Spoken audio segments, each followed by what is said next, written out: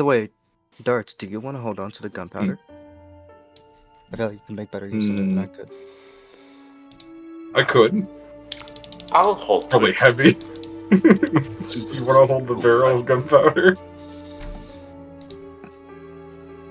I can just hold on to it until somebody says they want to. Kobold, how much do you Make weigh? use of it kind of deal. My cobalt, I will say like 60 weight. Okay, cool. You hold a third of your body weight. Yeah.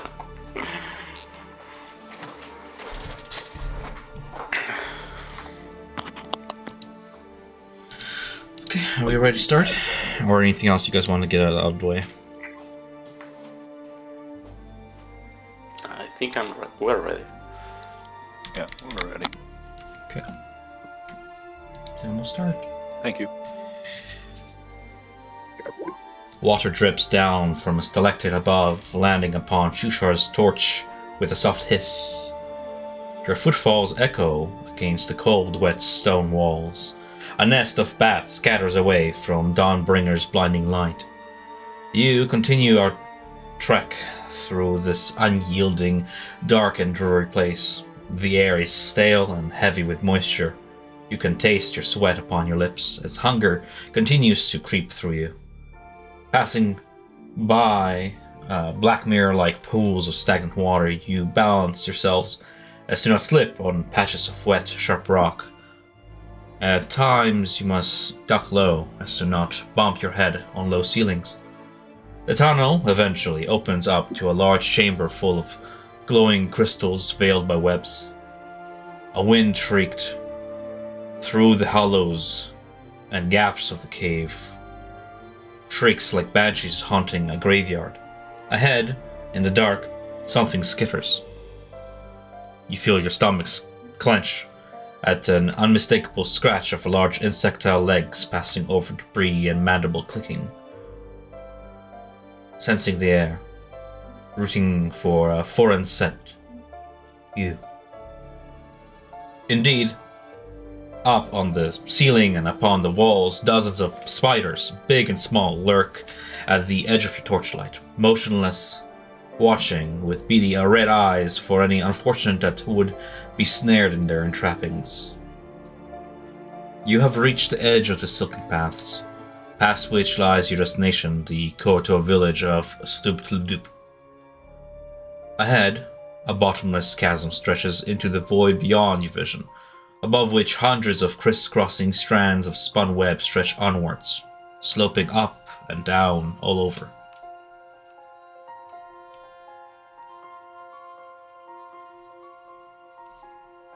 You take a moment to take in this sight.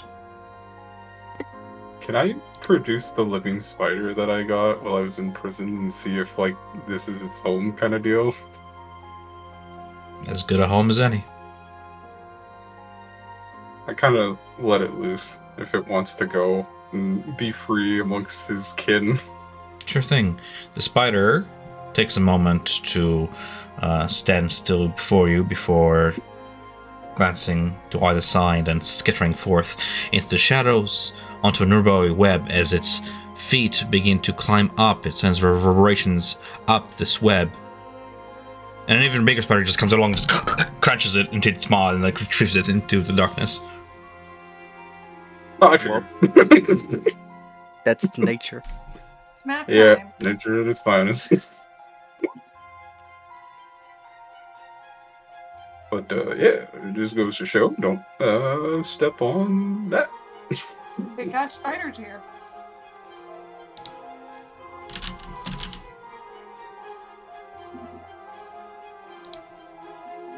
What have you brought to the table today? What would you like to do?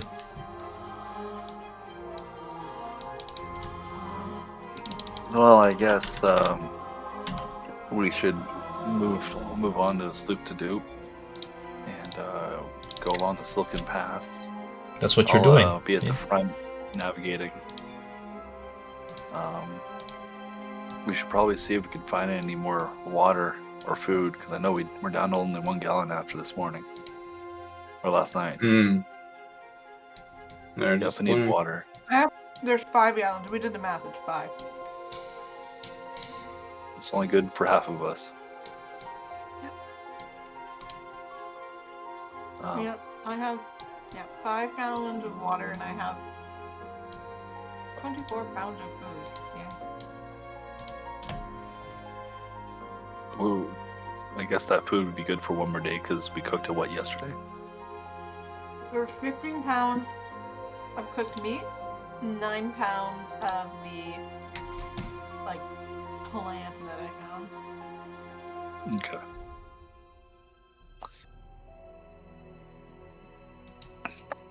Along the Silken Path, is there any deviations of roads or anything like that besides Subtadu being to the north?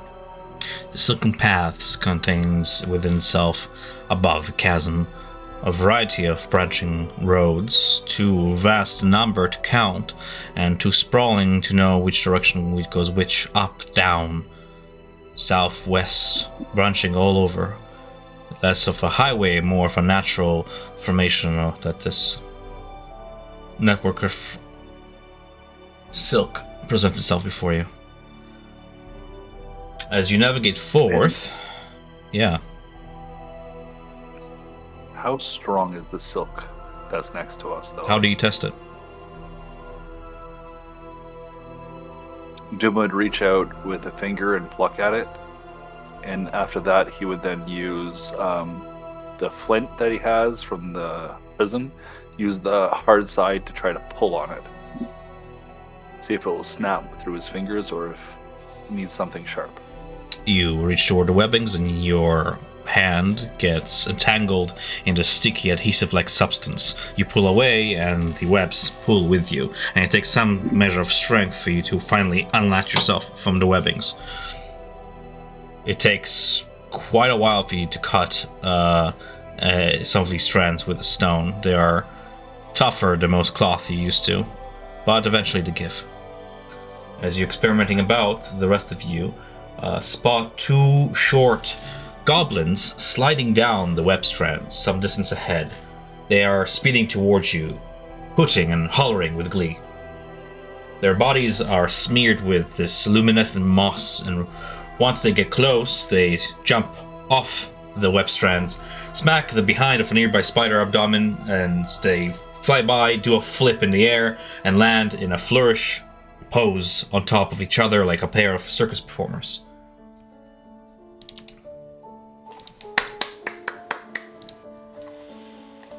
Ta-da! They must be mind goblins. Mind gobbling these nuts, got him! Shouts the shorter of the two. Well, howdy, folks. Dudes and dudettes. The name's Yuck Yuck, and this here is my brother Spider Bait. You look like you're about to brave these here silken paths. A death wish for most, luckily for you. My brother and I will happily guide you through on, for a fee, of course.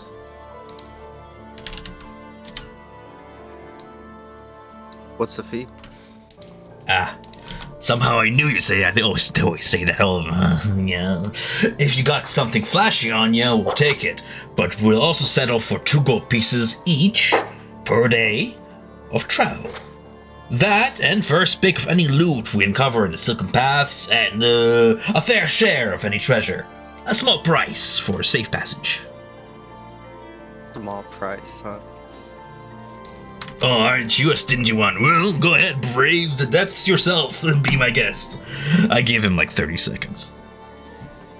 I give them 2 yippies. Jim just said that's a bet.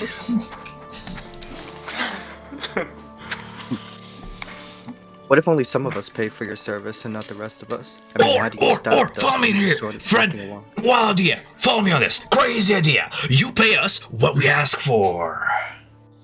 And you live. It's like a deal of a lifetime, quite literally.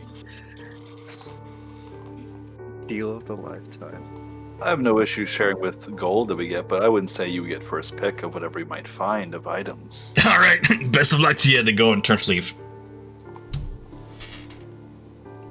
Hey, you have my 2 pieces. Wait for me. Now, come along, friend. See, he has rationale. He has a business mind, that one. Now, you are a real mind goblin. Mind gobbling is nuts. It's funnier the second time. Oh, my God. Got him. Alright, anyway, he takes like a gourd of oil and begins to just slick your feet. Mm. Just gives you a nice massage. I haven't felt this in a while. This is for free. It also saves your life, unless you wish to like strand through the silk paths with your bare feet on the stickiness of the webs. I mean, that's suicide. Isn't that right, brother? And his brother just goes, mm-hmm. How'd you get the name Spiderbait? He just looks at you like, shrugs, I don't know, and just, you can say it stuck to him. That one hurt. Everybody would see, if anybody could see Duma's face, all you would see was him just incredibly sighing behind his mask. Well, if the rest of you, wish to proceed onward safely, follow us. We will gladly take your coin from the vast treasure you carry upon yourselves, and we'll carry on through. Just take care to douse any firelight, folks. These webs burn faster than bugbear's temper at a goblin feast, alright? And light attracts all sorts of nasties in the dark. The silk is your lifeline, and if it snaps, it's a long way down. He just sort of kicks a nearby pebble over the edge, whistling as it disappears into the abyss. Hey, Flint, little pyro, did you hear that? Yeah. Don't fall, guys. It's really long way down. I was meaning no fire. Yeah. Alright. Are you, do you know how to find, like, water and stuff as we're traveling through the silk path? Some mushroom or another contains water, you can always suckle up to it. I mean, there's water right there, and he points to where a nearby puddle that you see Bupito is sort of slurping from.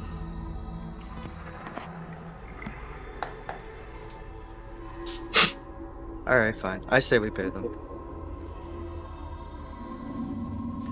It's the safest option.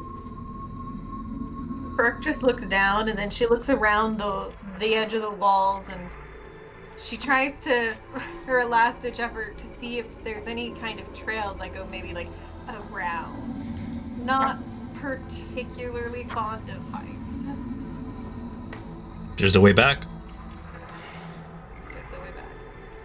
Yeah. And with that, having looked around, she takes a deep sigh, deep breath, and looks to do it as let's face it.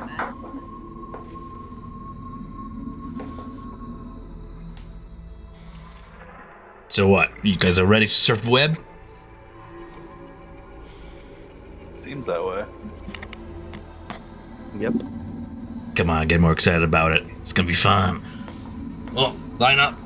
Gonna get your feet.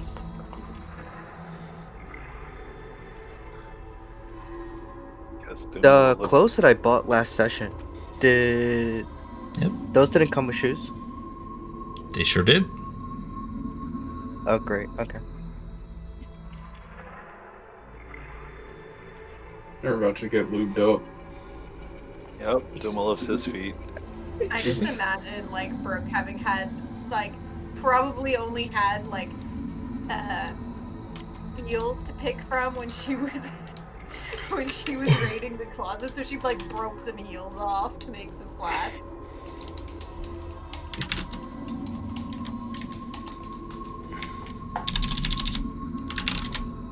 Cool. Alrighty then.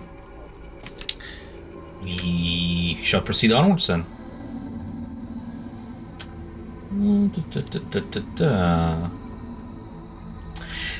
Any creature with a climbing speed can walk along the webs at that speed. For all other creatures, the webs are difficult terrain. Any creature that falls can potentially become entangled, so watch your step. Try to damage the silken path, for it might collapse beneath you, and fire is ill-advised to use. Marching order, guys, and any light sources you might use. I guess Duma will go behind the brothers. Brooke will take her usual spot, taking Eric's hand, so we can't have any fire or light. Blind as a bat. I would just be guided forward. Okay. As the two brothers take on ahead to scout as they slicked away past the web, surfing them with their oiled feet, pulling off a few stunts along the way. Now and then they'll cut away a strand and use it to sort of Spider-Man swing across and take the strand and stick it to another strand, and Spider-Man swing across even more and do a flip, and then they continue on in that sort of fashion. What do the rest of you guys do as you proceed on through this miles-long journey through the cobwebs? I try to look for spiders. Like to see how they are, if there is any, and if they are looking at us. Okay, roll me a perception check. You will have advantage because you have the Goblin Brothers, Yuck Yuck, and Spiderbait sort of helping you and pointing out any threats ahead. 11. With an 11, it is eerily quiet and dark. The section that you traverse currently is not part of the central spider nesting, though you do find a few eggs here and there.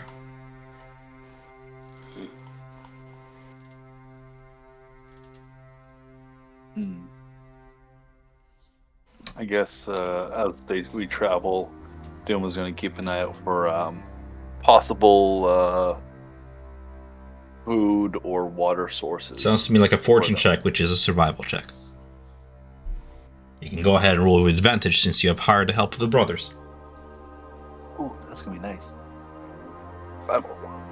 24. 224s. Go ahead and roll me a d4 and add a +2 bonus to it. One for each brother. 3. +2? Yeah, Yep. I roll, yeah. You find the captured husk of some giant insect wound in several feet of usable spider silk rope. The insect can be harvested and provides pounds of food.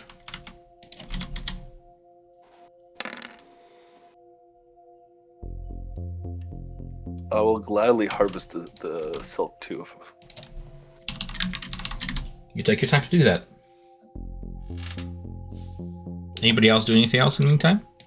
As the hours come to pass? Brooke mostly just spends her time concentrating, trying to make sure that both herself and Eric don't fall from the silks. And every time she looks down, you just see like a new like bead of sweat, just like as she tries to remind herself, "Don't look down," and she keeps going. And that's taking up pretty much most of her focus. I'm gonna keep my focus to the back. Doing just looking? You just want to pass time looking? Just looking. Okay. If none of you guys do anything else, the day comes to pass, hours come to pass until exhaustion begins to take hold. Do you push on, or do you rest? We rest. My short legs cannot do anything else. Maybe they need another massage. He looks at the goblins. Yep, I'm starting to feel pretty worn down. Need to give the old nogging a rest on the pillow. Just make yourself one. Just take a bunch of the silk and just wound it up in a fistful and just put it on yourselves. Oh, it's so soft, so nice. Spiderbait, you keep watch. I'll take the next one. He's already falling asleep.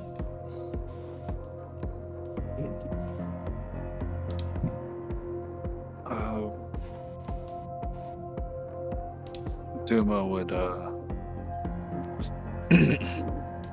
say, I'll take the second watch with Yuck Yuck. But before he goes off into his trance, he will continue hollowing out his the dragon horn to make it into a full drinking cup. Dragon horn. Okay.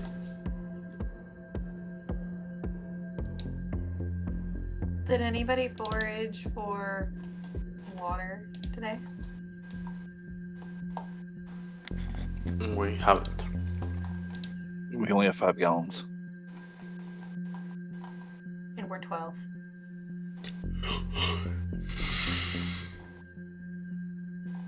Duma forged, but only found food and spider silk rope. Okay.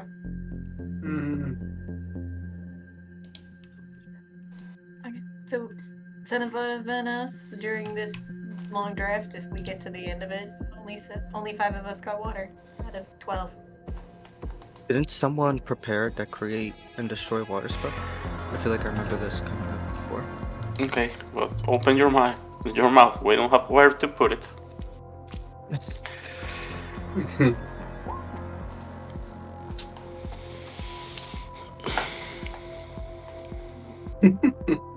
Yeah, we have nothing to put that in. Just a gallon directly into your stomach, like.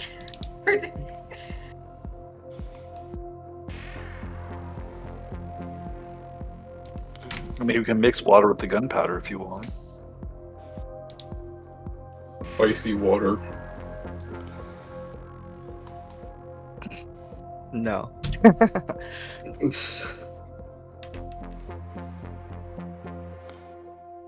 Well, we technically have, I guess, 6, because I also have a gallon of wine. If you want to use that.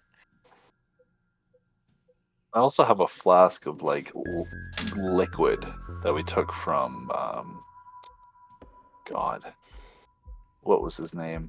The officer in the where we found all the dice and everything like that. Prisoner camp. It found. Too bad we don't have more spider silk. Maybe we could like weave it into like some kind of. Did you say it's too bad we don't have more spider silk and the silken paths? It's everywhere. Yep.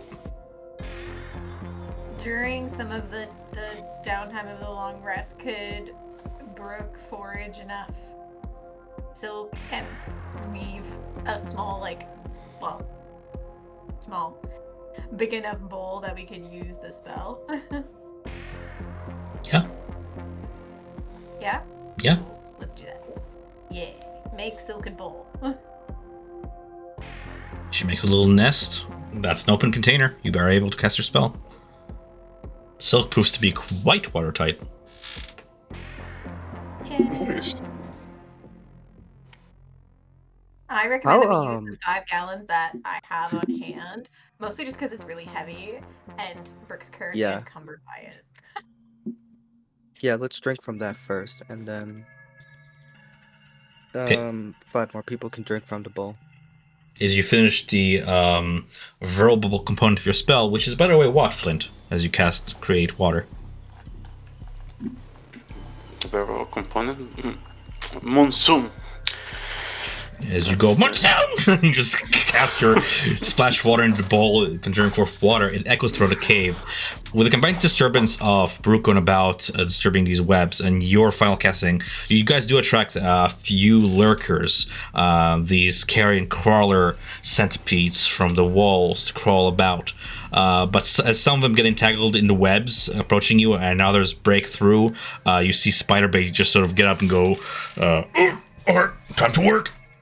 Earn my coin! And he strikes like a torch on the ground, igniting it, and begins waving it around, attracting the attention of these beasts, and with his greased feet begins sliding around the webs to sort of maneuver them away from your campsite, and he vanishes into the dark, his torchlight turning a corner with the beast chasing him. We'll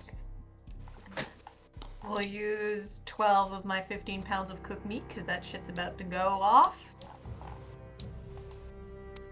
Leaving me with 3 pounds of meat that, I guess.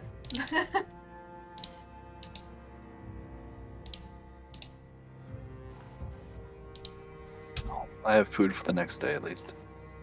I still have food left. I still have I still have another 9 pounds. Tom, so with the rest of my last 3 pounds there at this point, it's going on, after today, it'll be 2 full days since we collected, even though it's cooked now. I'm going with it's not good anymore by tomorrow. Nope. You don't have an icebox, all food expires after a day. So she basically she turns to Darts and is like, Darts, do you still need this? If not, We'll leave a couple of. When we leave this place tomorrow, I'll leave them behind for the spiders. Actually, if you keep it, we can use it as bait. Throw it for animals. Try to deter them off our path. True. You want me to keep it? For now, if we run Okay. into a large creature, we can always throw it and hopefully get it out of the way. Okay. Should keep it then. Okay. I realize Brooke is not a very not a very heavy creature, so her encumbrance level is really low. As you contemplate your weight, Spiderbreak eventually does come back, sort of snickering himself with a doused torch that he sort of throws to the side. Should I deal with that? Alright. Brother, my nap time, get up! And they exchange shifts with Yuck Yuck as he goes to bed. Duma will be up with Yuck Yuck. Okay. While everybody's sleeping, he's looking to look at Yuck Yuck and be like, "So how many years have you been living down in the Silken Pass?" I knew the Underdark for as long as I lived. Me and my brother, we traversed this for years now. Many. I stopped counting, sort of. Hard to keep track, but 10, 20. Have you gone to any of the towns around here or places like Sloop to Dupe and stuff? Oh yeah, whenever we need to resupply, we go to the nearby places. Not so much Sloop, that place, too crazy for our vibe. But, you know, we deal with a few of their traders now and then. Their fish is delicious.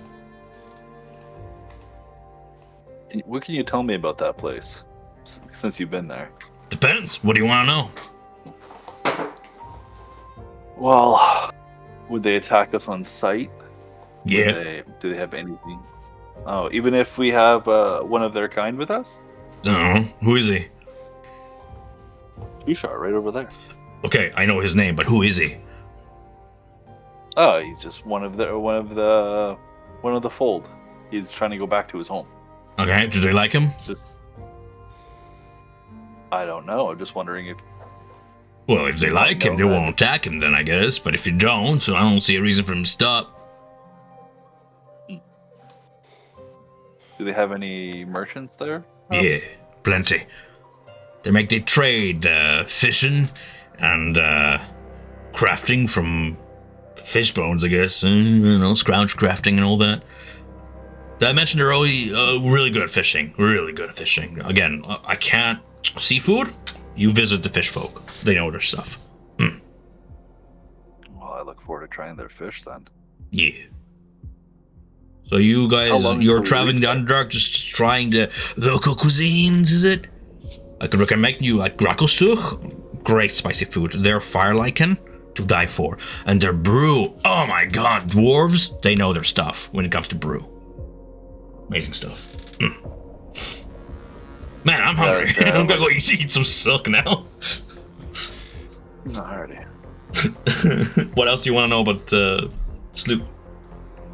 I was gonna ask if That Shusha did there not tell you. was anybody of note that stand out in the culture, or Yeah, in the there- city that would be like unique or might have an interesting set of tools or trade or. Well, Just your question is awful vague, but they do have trade tools as for big shots over there. What to us are the bugbears and big old brutes orcs and all them leader types. They have their priests, and everybody heeds the priests. Like, they're the big shots over there. They're really the head of whatever they call a church over there. and what would the merchant of that has like gear and items for trade? What shop is there? A shop that has name? Probably some gurgling sound. I don't speak their language. I never care for their name. I just present them my gold and they show me their wares. Are you looking for anything specific? I'm looking for arrows, longbow arrows. Yeah, they probably have arrowheads made of whatever, stone and bone and zirkwood.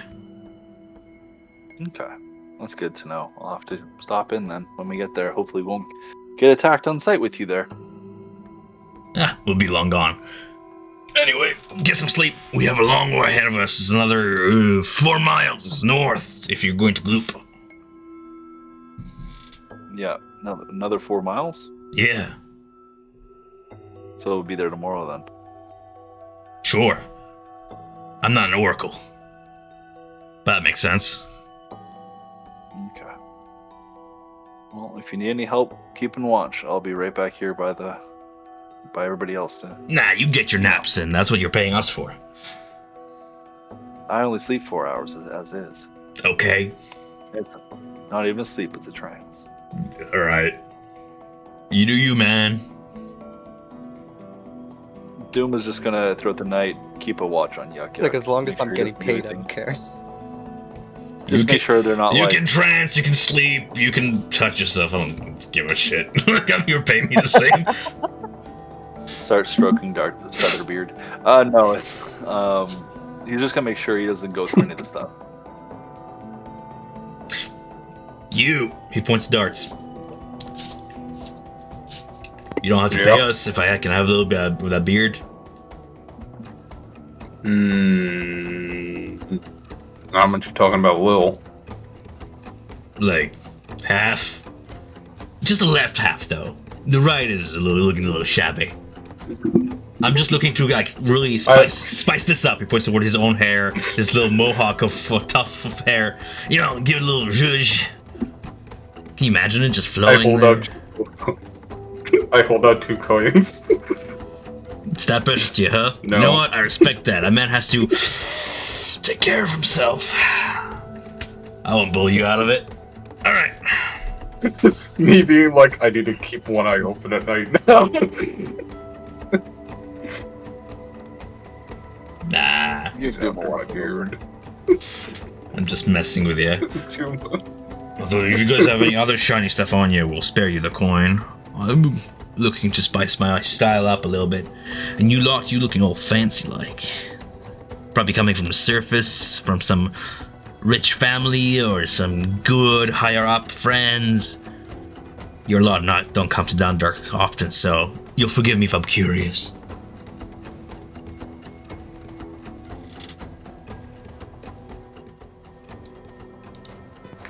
Do you also trance?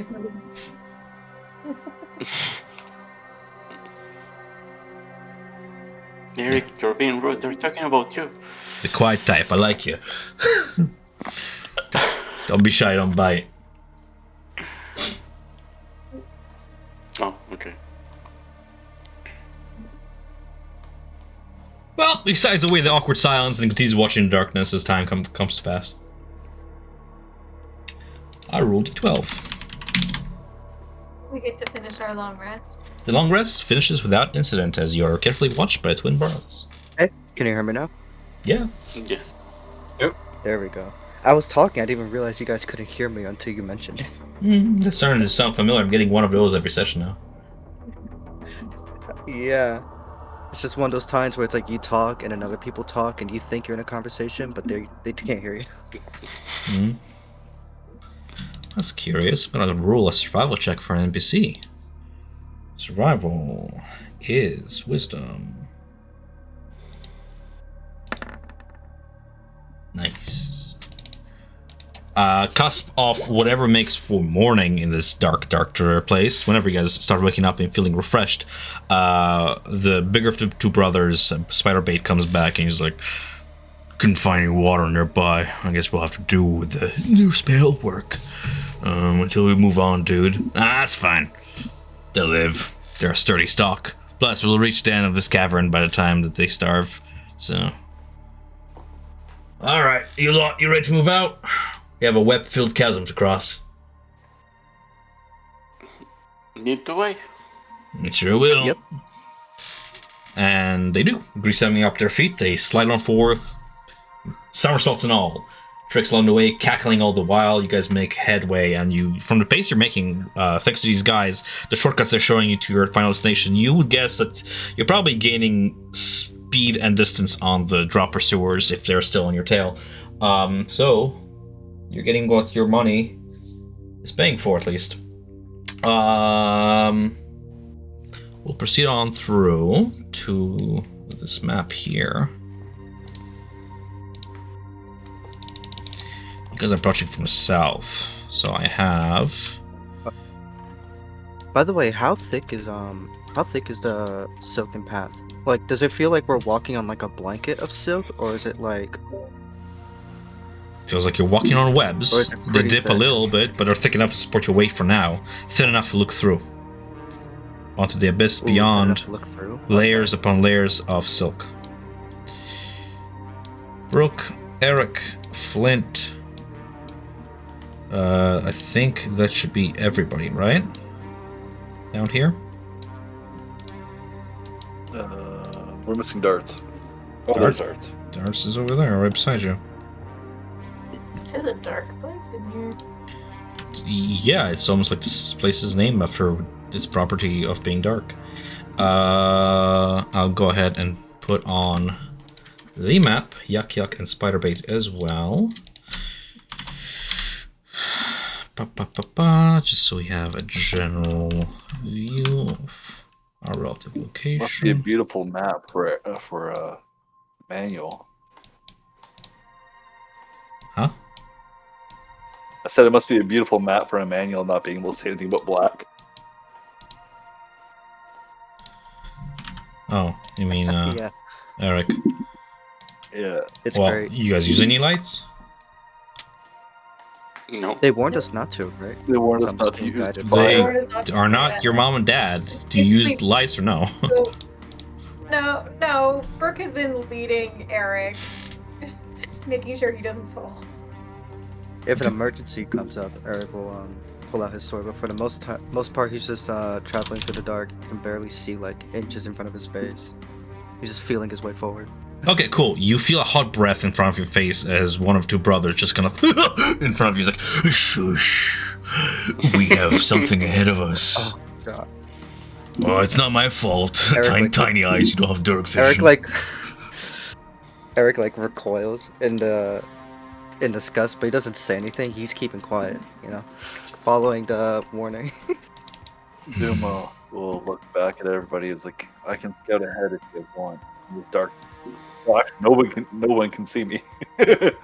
I'll scout ahead. Ahead, a creature floats about, a orb of flesh, large aberration with multiple eye stalks peering here and there, a central eye dominating the center of its face, below which is a singular toothy maw, and around the central eye, peering all throughout, are more tiny eyes, sort of all around this eyeball. What you see is this creature. I'm going to post in chat here. It seems to be floating about above the webs, looking to and through, picking at a few corpses here and there before going, disgusting, and keeps on murmuring to itself. From this distance, you can't quite tell what it's saying, but you can hear its voice echoing. Yeah.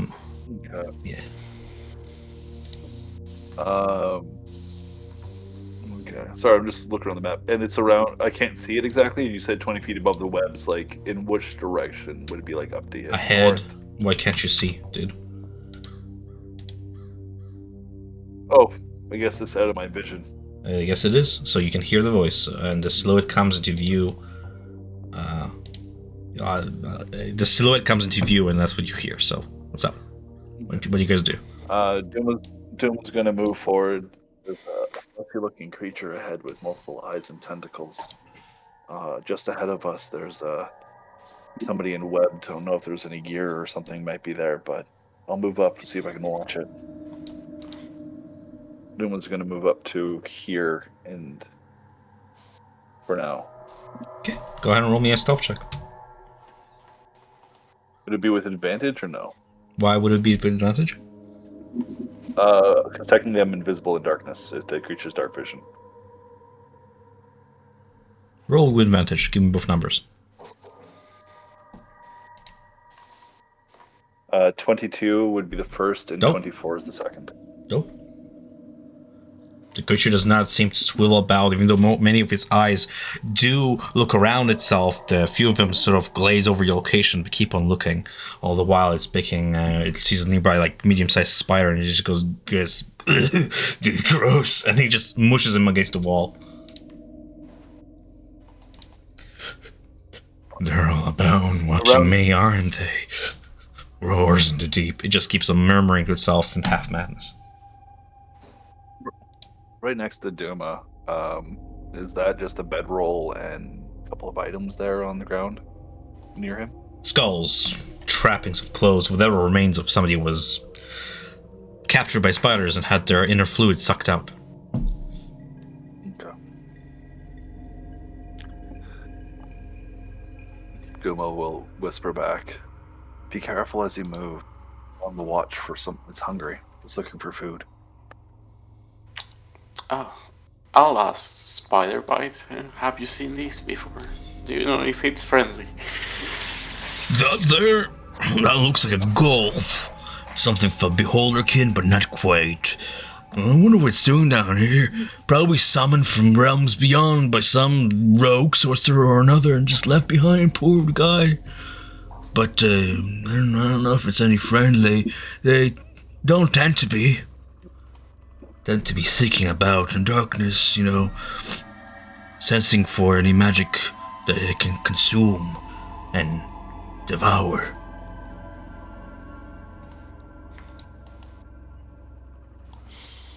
Say, you don't have any magic items on you, do you, by chance?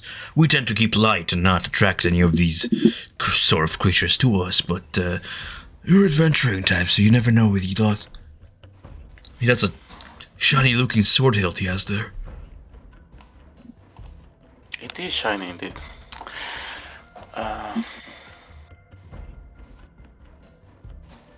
But I think it's better if we all clutch together and try to pass next to it. Come.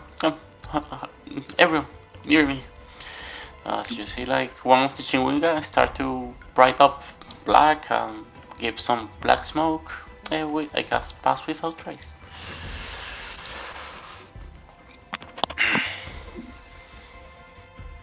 Everybody within 30 feet. Okay. Cool. So you're doing the same thing we did with the previous encounter I did, where you're just gonna stealth on by without interacting with it, and we're just gonna move on if you guys pass the best of possession. No, I just need to know what you guys are heal rolling. personally. Sounds But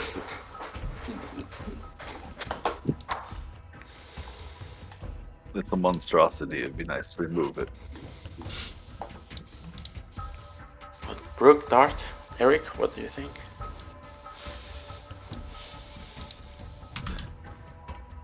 Lorian, we cannot hear you if you're Look speaking. back to Eric. Okay. How are you feeling Yeah. about this? Well, we definitely don't want to catch any attention from these things. So yeah, let's try to sneak by. Burke nods. Agreed. Dart, Duma, kill it or pass by? I hunt beasts like this, monstrosities. To be honest, I would like to kill it and be rid of it. Besides, you never know what the creatures like that might have within it or not.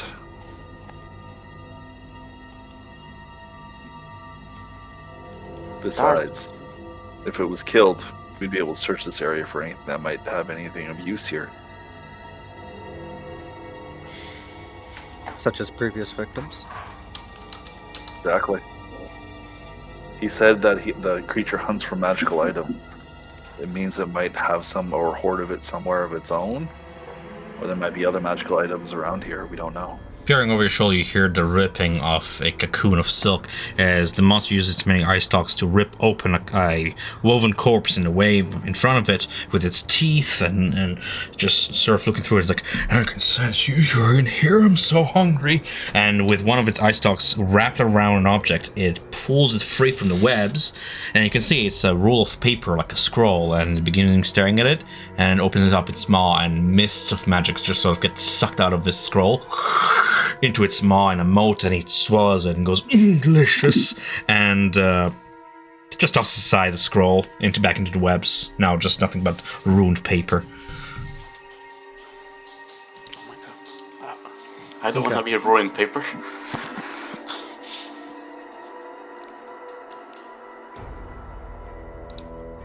Keeps on rifling through the webbings, searching. Dart, what do you think? Or Greg? I'd rather fight it on solid ground, to be honest, not on these webs.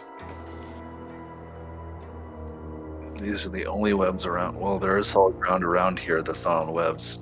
Are these platforms, Tom, that we see, or is this columns? Both. Some of them are columns of stalactites and stalagmites that are sort of connected to form these pillars. Others are just stalagmites that got sort of cut with a slight slant or like flat. See how the spider here is just chilling on one. Oh, it's a spider? I thought it was a jellyfish. Okay. Oh, it is a spider. Which one makes more sense in this environment? I suppose we are Exactly, playing D&D, so it's open to your interpretation. Yes. There are platforms you could fight on. The majority of us will be fighting on webs, but it's not a bad idea to kill this thing and then search this area. Okay. Let's try to get us surprised on it. Try to get the jump on it. Alright. Does anybody's passive stealth not 12? Let me rephrase that. Does anybody have a nut +2 on their stealth on their sheet? This guy. Which one? Flint. Flint, what's your stealth? 0. 0? Yes. Okay. The creature swivels its eyes about, sniffing. Magic. Magic on the air. And begins hovering close to you. Somebody there. You should really be careful around these parts. Demons are rising in the dark. Have you got magic on you? Hello? It's searching in your direction, sensing the spell you've just cast on about you. You hear? He feels us. We should take it before it takes us. So what do you guys do? Set up for an ambush, I'm guessing? Yeah, we're going for the ambush. Alright, everybody roll me initiative.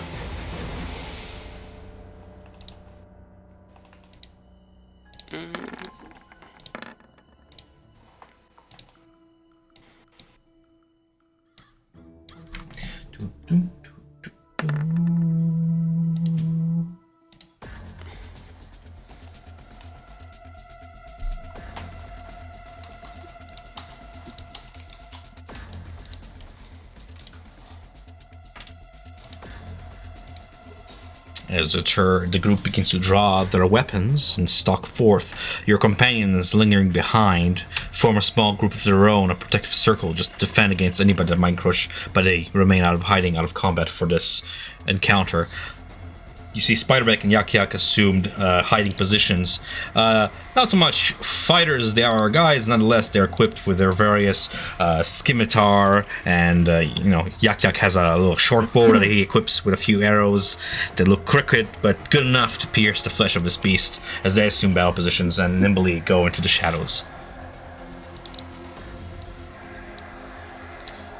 We have Brooke on top of initiative. What do you do? Brooke is going to move forward to just behind Duma, and she's going to take out one of her daggers, and is going to, she's going to take the dodge action. Or, not dodge. Yeah, it's dodge. Yeah, dodge. Darts. As Brooke takes the element of surprise round to dodge, what would you like to do? I can't even see it still. Well, do something about it. Do you want to do something about it on your turn to see it or to do anything but dodge? No, Brooke does not think it wise to illuminate this cavern because she knows that this is not the only creature in it. Okay, so dodge then.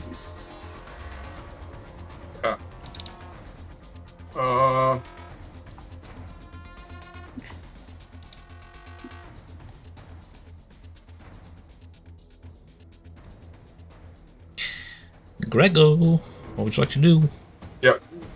Yeah, sorry, I'm just looking at the map, just seeing where I can go to. I'm gonna move up here. Okay. And I'm gonna ready a crossbow bolt to fire. Using the wall behind you, at sort of the steady bottom yourself. At the bottom of the round. Can I do that? You can be like, as soon as Yak Yak takes his turn, an action, I'm gonna fire a bolt at a creature within my vision, I guess. Correct, yeah. I'm just trying to think of how to word it, because I can't see it, so like I know the general direction, but like... Makes sense to me. If that's what I'm you wanna essentially do, waiting for then we have Duma. Duma is going to move over to this stalagmite over here, and he's going to sit up there and wait for the creature to get in range of other people, and he's going to fire a hand arrow when that occurs. He's going to hold his action. Can you actually even get over there? Yes, we're using oil right now. So those webs are no longer difficult to right, Tom. Not Did you term slick for your us. legs, Brooke? With like grease? Yeah. Yeah, so just like the goblins, and I mentioned before, the goblins carry these gores of grease, which they apply to their feet so they can surf the webs, quite literally. While sliding down the webs, you can move at twice your normal walking speed along webs. Does that make sense? I'll paste it in chat just in case I'm cutting off or something, I'm not sure. Spider bait. Just gonna go ahead and whoop, and slide down the slope of the webs, making his way across to a better position behind this rock here, and just sort of catching himself with his scimitar hilt against the rock. And as he makes a knocking sound at the rock, the creature just sort of turns and goes and stares in the direction toward the west, toward where Spiderweb just emitted that noise. In the coordinated strike, his brother goes to move on his turn, but not before Flint takes his. Okay. Flint goes forward and he sees the massive creature and he recalls for a second. Will I have advantage if I do go for an attack on this one? Roll me a stealth check, and this will not be your action or anything. This will be just against its passive perception to see if it detects you beforehand. You still have your plus 17? Yes, 17. Yes, you have advantage on this. You still remain hidden as you approach within that range. Okay. You see Flint looks at the Goblin Brothers for a second, and he's like, "Fuck that! I make my own rules." You see 3 balls of fire start to appear from his mouth as he shoots at this creature. 11, 23, and oh my god, 11. Okay.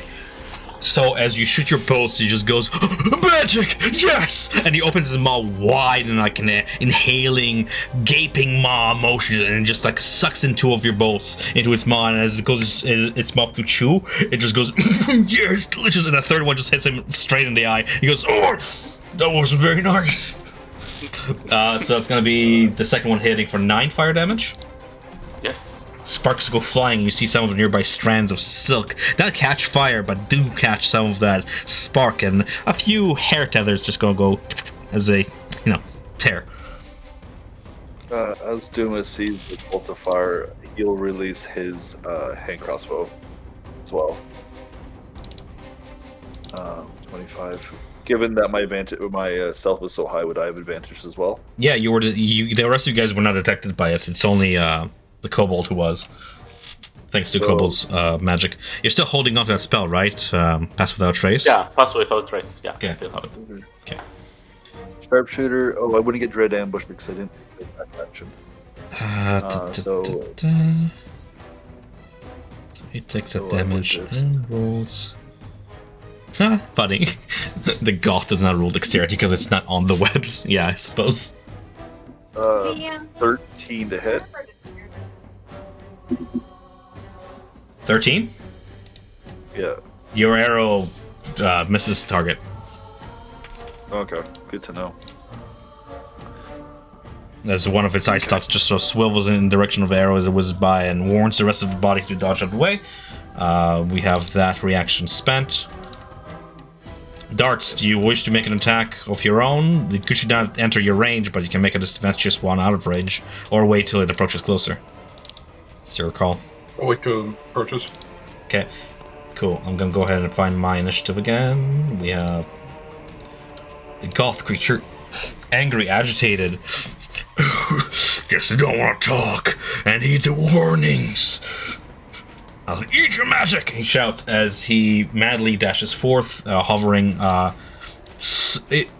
He's like leaning forward as if he's like gonna Naruto run towards you guys, but his movement speed is pretty slow as he hovers closer in the direction of the missed arrow of yonder. Duma, make me a wisdom saving throw, please, as some of its eyes, along with the central wall, begin to swivel towards you, and the pupil shrinks as you stare into it. You catch the gaze, but avert your eyes in time. As you begin to feel fear seize your muscles, you shake it off, and your Gloomstalker senses take over. Spiderbait is hiding behind a wall, so he's not in elevated position, not within sight of it. So something's happening whenever you stare at it. You can take... I'm not surprised that creature can avert its eyes at the start of its turn to avoid this future saving throw. Just FYI. Something is happening when you gaze into it. Nonetheless, that passive out of the way, it moves forth. And Duma, you're on the rock within its range. I'm going to make 3 of the following magical ray attacks at random. Duma, I'm going to have you roll them. Please roll me 3d6. Rerolling any duplicates. Oh, 120 feet. That's with dark vision.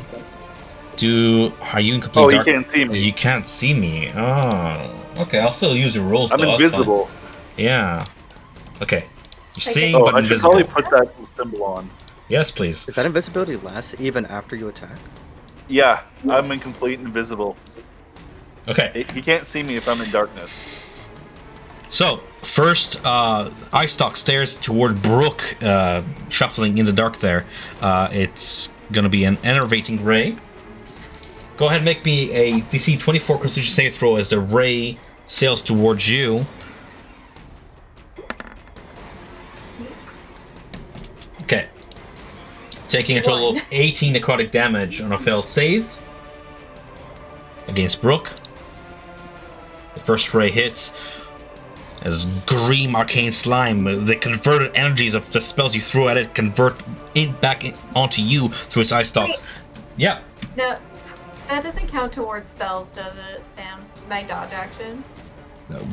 You'll have to explain yourself for me to understand what you just said, sorry. No, never mind. Okay, cool. The second ray will be a pushing ray against the little tiny kobold amongst us. Flint, make me a strength saving throw, please. He's pretty good at this. While he was making his strength saving throw, Brooke, go ahead and make me a dexterity saving throw as the enervating rays energies reverberate throughout and make you fight for your balance. You maintain your position there. You avoid collapsing through the webs. That's good. We have the Flint rolling a success on a save. You hold your ground using the webs or whatever else around you to not be pushed. A third ray sails from the creature. It's going to be a Devour Magic Ray at Eric. Eric, make me a dexterity saving throw, please.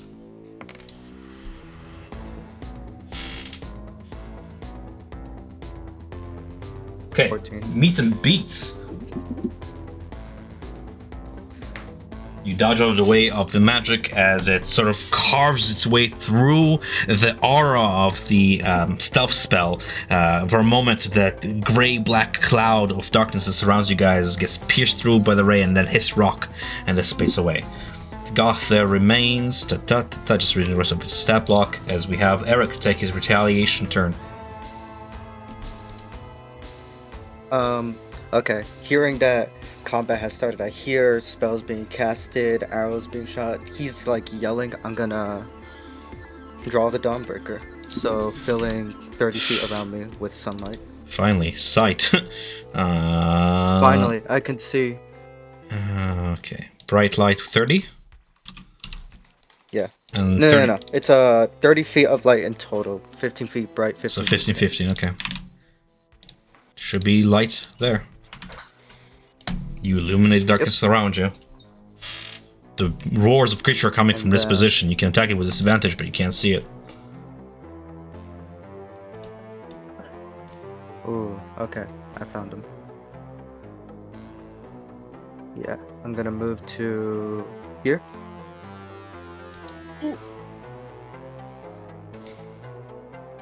Damn, it's farther away than I thought it would be. Are your feet slicked? Yes, they are. Then a third reminder that you have your double movement speed. Oh, okay. Mm-hmm. I will move to here then. And attack him. As it cringes away from the sunlight, some eyes closing, you go ahead and strike him from attack. Let me check its passive. When a creature that can see the god's central eyes starts its turn within... Okay. Sounds good. Did not start its turn within the sight. Dawnbreaker fails to strike the creature as in the last moment it dodges out of the way, more shrinking away from the light than fearing the blade itself. Mm-hmm. I'm just double checking if I need to hit a creature to use this. Yes, I do. It says when you hit a creature. Okay. That's my turn. Okay. Yak, following his brother's steps, will go ahead and slide between the walls over here to the edge of these webs and then down this strand over yonder. And as he slides and passes by, he's going to pull an arrow out of his quiver and shoot as he's moving at the creature. Take this! Short bow. Oh, that's natural 20 for the second one. It's a shame I don't have advantage somehow. You guys are ambushing. He does have advantage. And I forgot where we're ambushing. Those of you who were attacking from the right light. Yeah, I can still see him. Okay. With arrow sailing through the air and missing, unfortunately, we have top of the next round. Awesome. Oh, don't forget. Do you want At the to- end of his turn, I wanted to do my crossbow thing. Just a hand crossbow, because he's within 60 feet, so I have the advantage. Oh, one sec. 15. 15 hits.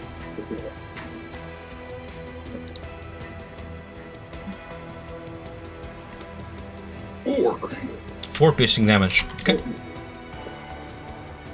That's your turn. Brooke, sorry for interruption. As you begin your turn, you feel the webs beneath you and Flint begin to just dip and lose their strength as the few strands begin to snap off. Where you stand, should you remain, you shall collapse. What do you do? She is going to move forward towards the creature. How far is that? First, just so I can try.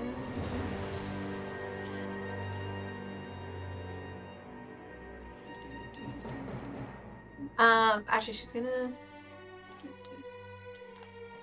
Yeah. She's gonna move forward, and she will. You'll see her as she moves forward across the strands. Concentrate, and shall summon her arms of astral self. Sorry. Kind of touching in with her touch of death in the from the tomb. So spend a key point, and any creature within 10 feet. So by the time she gets here, they appear as she gets there. Within 10 feet must succeed on a dexterity saving throw or take force damage equal to 2 rolls on my martial die. 4. 4. So nowhere in this thing does it tell me what the DC save is, though, which I find confusing. Do you want me to tell you what your monk DC is? Look under your monk feat called martial arts. Should have a formula in there. 8 plus whatever. I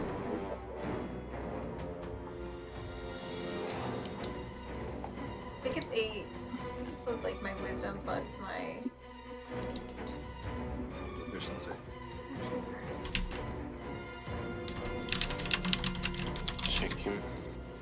Thanks. Doesn't say. 8 plus your 8 proficiency. plus your proficiency plus wisdom. Okay. You see, it's all save. So 8 plus 2 plus so 15. I'm going with the ability modifier as my wisdom modifier, yes? I'm going with 4 is gonna fail. That's what I'm going for. So what would you like to do with that failure? So it's 2d4 damage. 3. What kind? It is force damage. Neat.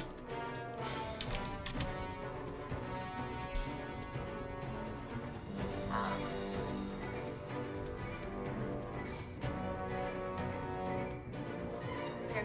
And then she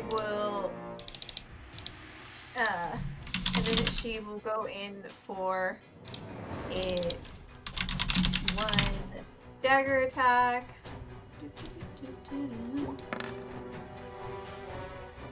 16. 16 hits?4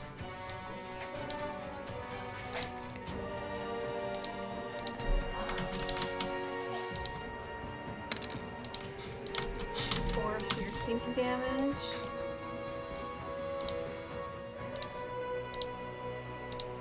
And then she will bonus action make an unarmed strike.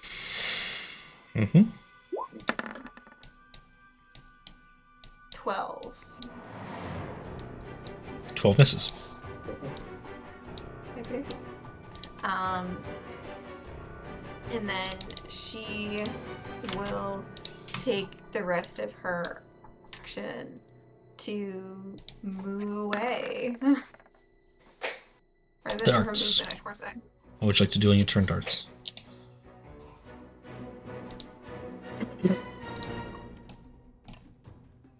Okay. So since my gun's currently set for protector, can't really do much. The only person that got hit by damage was Brooke, right? So far. Yeah. Okay. Yeah, she's bloody. You saw her. She went in for her attack, but there might be a couple extra dots of red along the silken strands that she went by. Yeah, you're far away from me, so I can't get to you and pop another temp HP because that thing's effect's only 10 feet. I'll just do a hand crossbow attack. Oh, it's not with advantage. 1 sec. So it's just 14. 14 against the Goth misses. And then I'm going to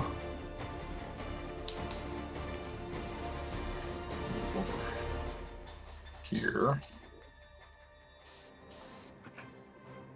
with spider bait. Right. He gives you a high five as you're passing by. Duma, it's your turn. Duma's gonna call out to Eric and say, "Stay away from me, so." Words escape your lips before you have to make that save again. Darkness. Oh.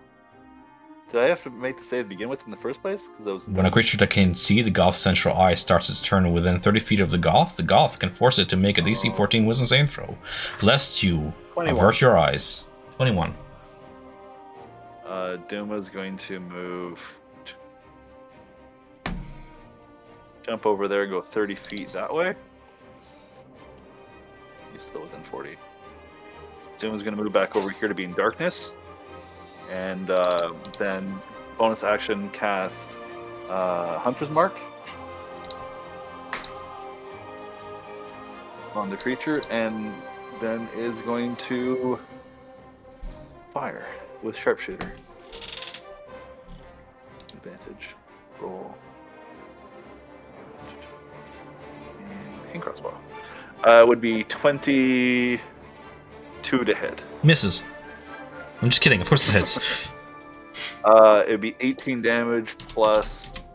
That'd be 18 piercing, and then 1 from Hunter's Mark.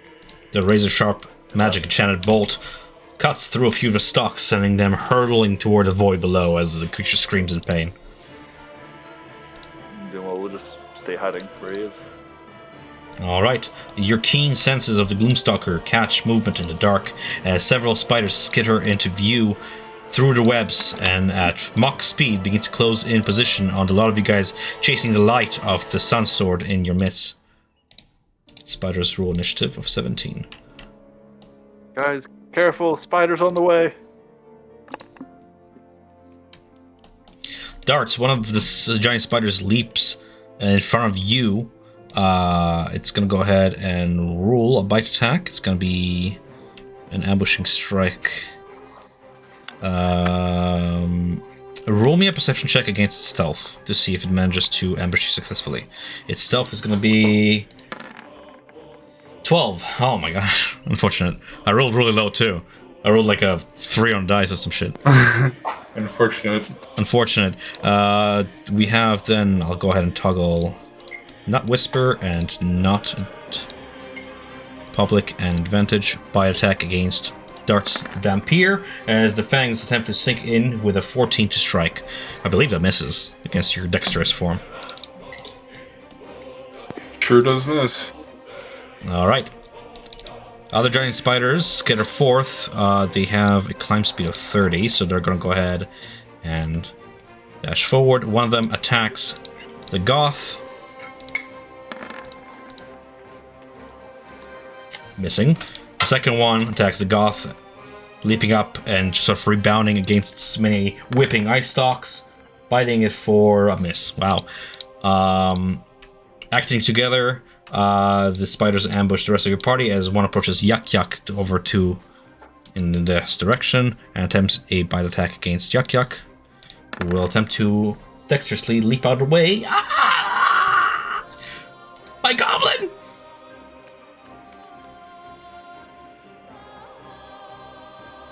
Oof! No! Yak Yak! Oh no. No! Yak Yak gets pierced by the spider ambush, unable to leap out of the way. Last you see of him, he falls into the void, his body limp as the spider descends back into dark to retrieve its feet. Yak Yak is down.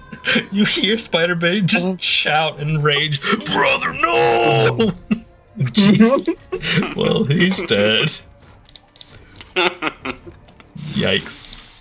Alright, it just goes to show that even most experienced are no match to the horrors of the abyss. Brooke, a spider climbs over the ledge of the stone upon which you find perch and attempts a bite attack against you.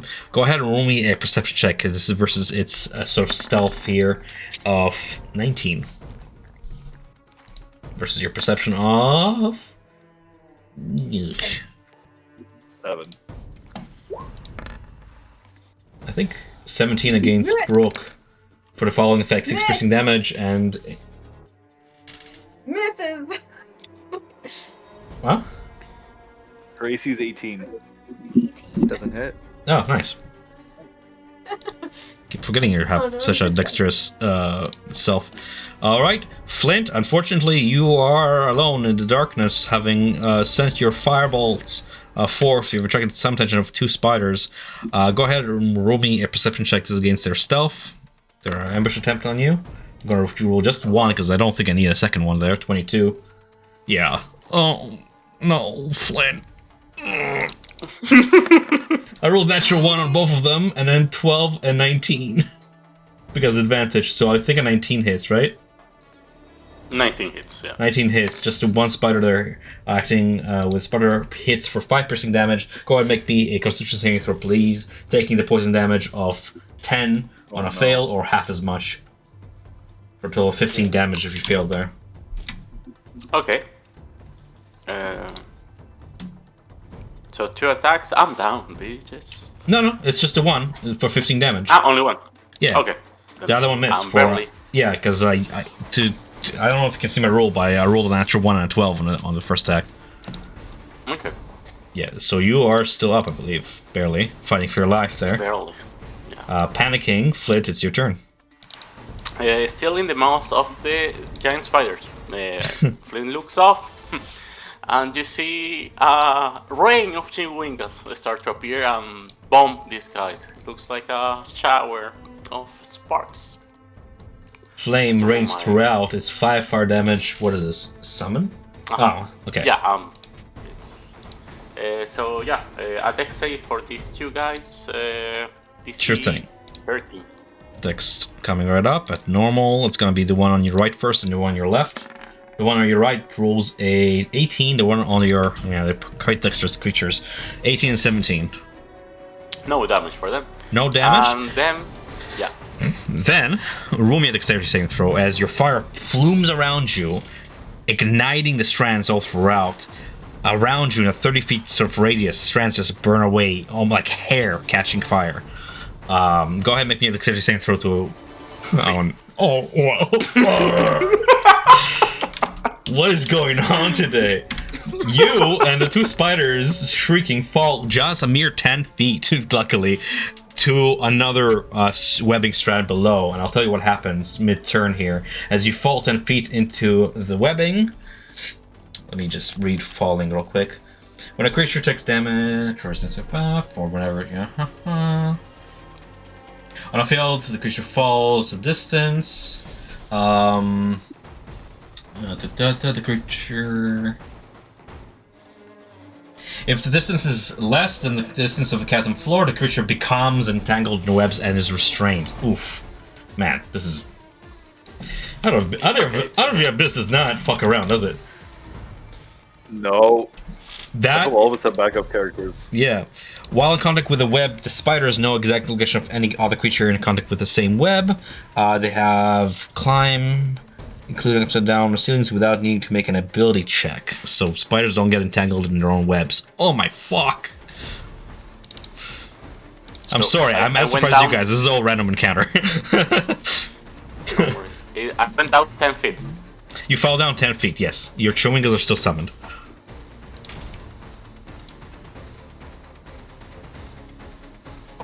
Hug me, and we teleport away. 15 feet up. Oh. Nice. Leaving the spiders below. I was just about to make a text of you being in elevation, so go ahead and teleport yourself away from the spiders. Hopefully, like this, they cannot climb up, please. No, this way, no, forget it. This way. Climb spider webs. Okay, I'll allow you to escape, but there's a caveat, or a caveat, I don't remember how to pronounce the word. Because you're teleporting away, you're still restrained is what I'm trying to decide. Are you still covered in webs, or will the fire burn away? I'm gonna do something cool. Oh, you have 3 HP probably, or some shit, so I'll let you teleport away. It's fine. The fires burn off you, yeah. Why not? Dex throw for these two guys, please. Or Again? take 3 fire damage. Okay, you got it. First the one on the right and the one Where's on the the left. web? Fucking hell. They These don't take spiders aren't damage, so good. but the webs Do they again fall burn again? away below them, so they fall. Nice. Way to go, Fled. High D10. One of them falls down to the abyss below. Yeah. So I'm gonna be. This one is the one that fell. So I'm gonna go have his head fall. The other one just sort of clutches to the edge of the rock below this web here. Okay. And that's Flint. Jeez. Spiderbait, saddened and enraged, releases the fury of the small and just kicks the spider right next to Darts, right in the face as it fucking... Let's go. What do I have here? I can't believe Yucca died. I can't believe either. I You're- didn't like Say it, this is but no still, laughing I'm matter. upset that he died. He whacks him with a scimitar for 7 slashing damage. We gotta move, guys. This is bad vibes. I'm out of here. Meet you up north. You'll nimbly take the. I think you have nimble, right? Aware, nimble escape. The goblin can take a disengage or hide action as a bonus action. Yay! Step by the rate, if you could take the disengage action, just sort of begins sliding past the spider across and toward his brother in a sort of wide arc, trying to retrieve his body. Yep. The goth. Can't believe spider. I can't believe Yakuk is dead, man. Still shook. Goth is gonna go ahead and emit 3 IRA attacks. One of them is at Eric. I'm gonna roll d6 at random here. Eric, an enervating ray hits you, starting to hit you in the chest as one of the eye stalks begins to glow green and then releases the beam. Go ahead and make me that Constitution saving throw to resist the necrotic damage. Okay.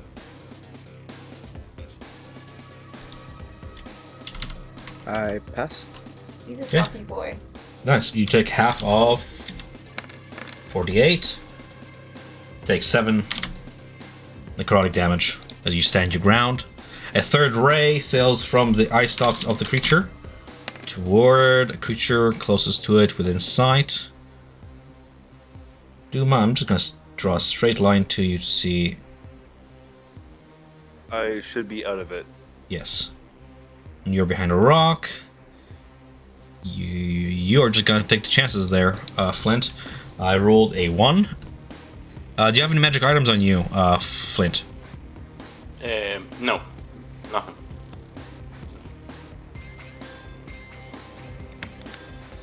Yeah, I have nothing on me. Okay. The shield you're using isn't magical? No, I think it has like a goo. But Okay. It's not magical. As a ray of purple opaque energy wisps in a serpentine sort of pattern towards you and hits you with a puff of this pinkish, sparkly smoke, make me a DC 14 Wisdom saving throw, please.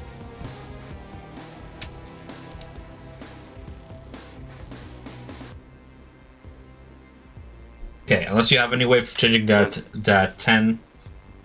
You can use my inspiration Okay.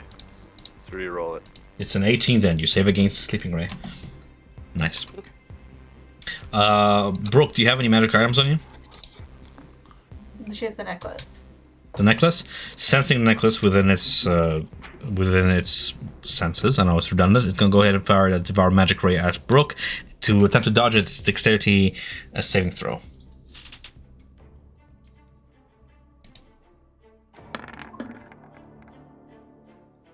I think that saves. 15? Yeah, even with your resurrection sickness, you manage to duck out of the way as the ray hits your spiritual astral form trailing behind you like a JoJo stance, and for a moment it ripples out of shape before reassembling itself as the weave is temporarily disrupted but then reconstructed. Alrighty then. Bloody, the creature continues to scream in pain as you continue your ambush. Eric, to strike. Alright, I'm gonna use my bonus action to activate Giant's Might, making myself large. Eric becomes 18 feet tall. And then we're going to attack the Goth. Come on, just hit it. Just hit it. Like I said, he's a stocky boy. Oh no. Oh my gosh. I'm gonna action surge it. This thing is dangerous. Okay.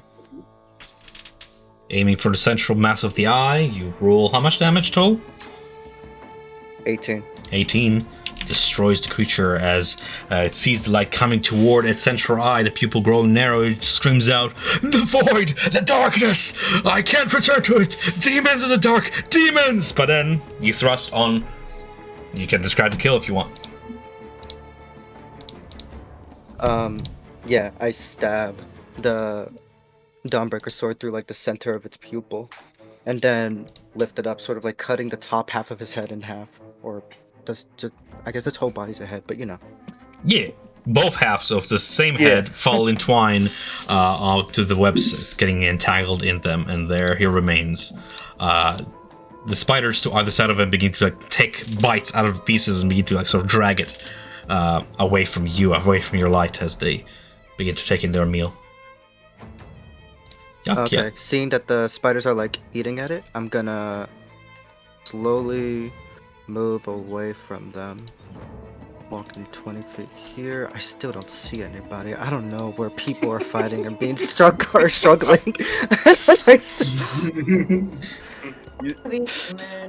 You see right here is what you call it? Flint's right here.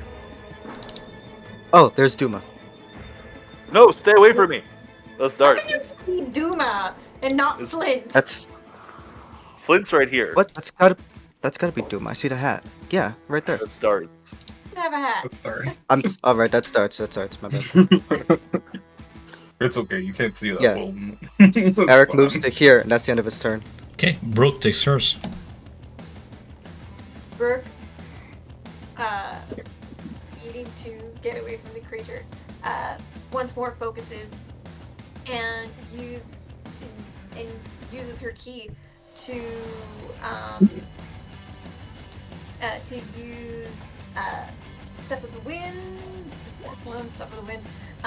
And will bonus action disengage from this one over here. Will. Nice. Step of the Wind will- is a bonus action. Alright. It's not a bonus action, it uses key. Yeah, but it is a bonus action. Yeah, it says You dash use- action as you a use bonus key. action. To disengage as a bonus action instead of an action. You're using a resource to make it a bonus action. Yeah, there we go. Bonus action to disengage from this creature. Slides across. And we'll go for... You could double disengage if you want to. I mean, I'm not gonna stop you. I'm just kidding. And is going to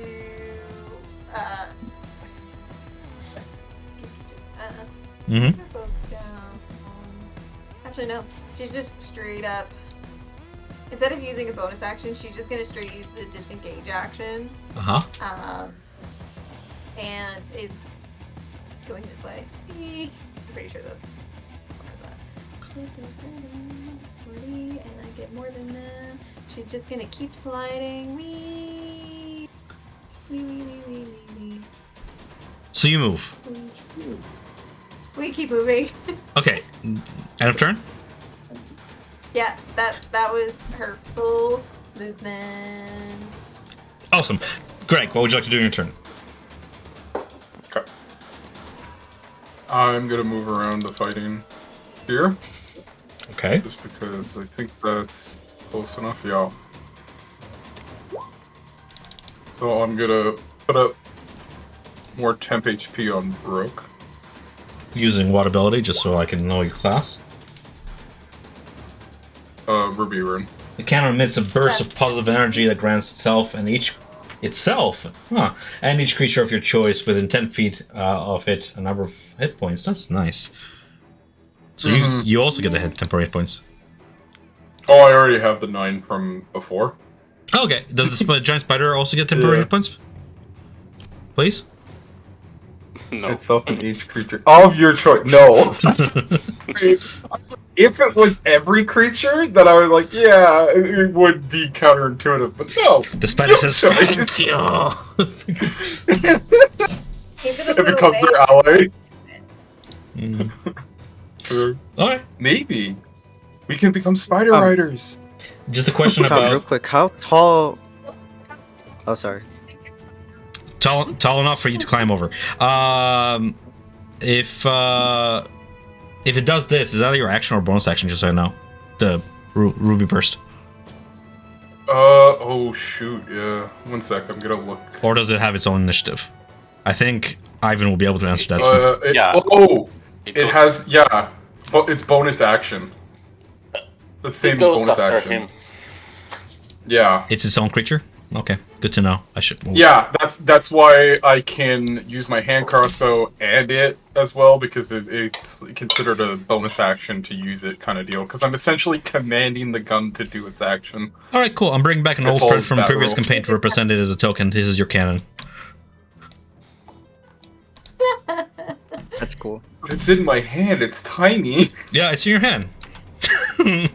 Yeah. In his hand.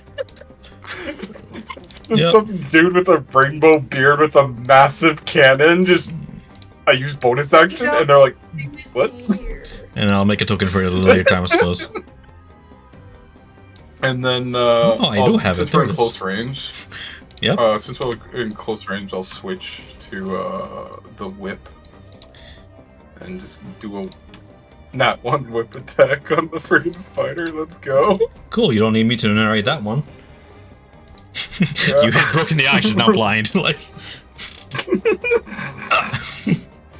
Alright. And And I'll just keep fighting with it. So that's Alright. my turn. Duma follows up.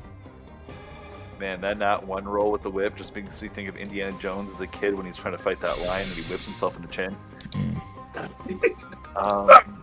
Duma is going to bonus action move his hunter's mark to the spider that's fighting darts, and he's going to rinse and repeat.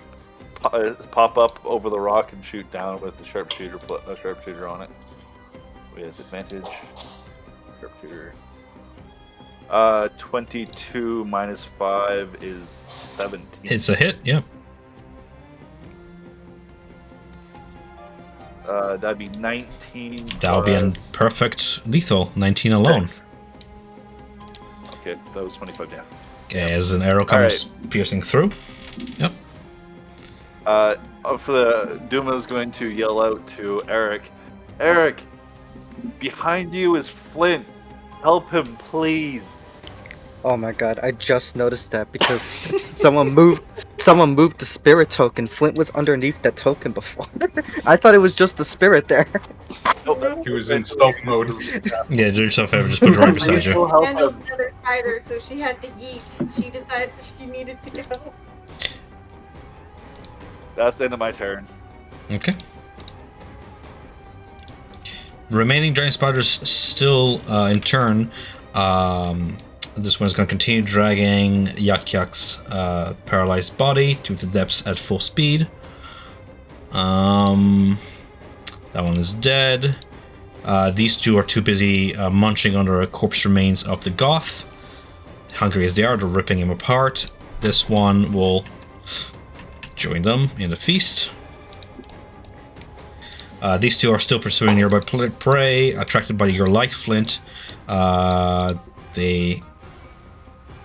One of them has enough speed to catch up to you and attack you as it maneuvers, sort of side skittering about. Something happens to it as it approaches you? Yeah, I was gonna ask, like, can he go up? Like, I know he's 10 feet down. I don't know if he can climb up. Who are you talking about? This giant spider? Yeah, the giant. Oh yeah, it has spider climb. It can climb up the side of the rock, up its strands. This is its home. They have pretty much 3D maneuverability around these parts.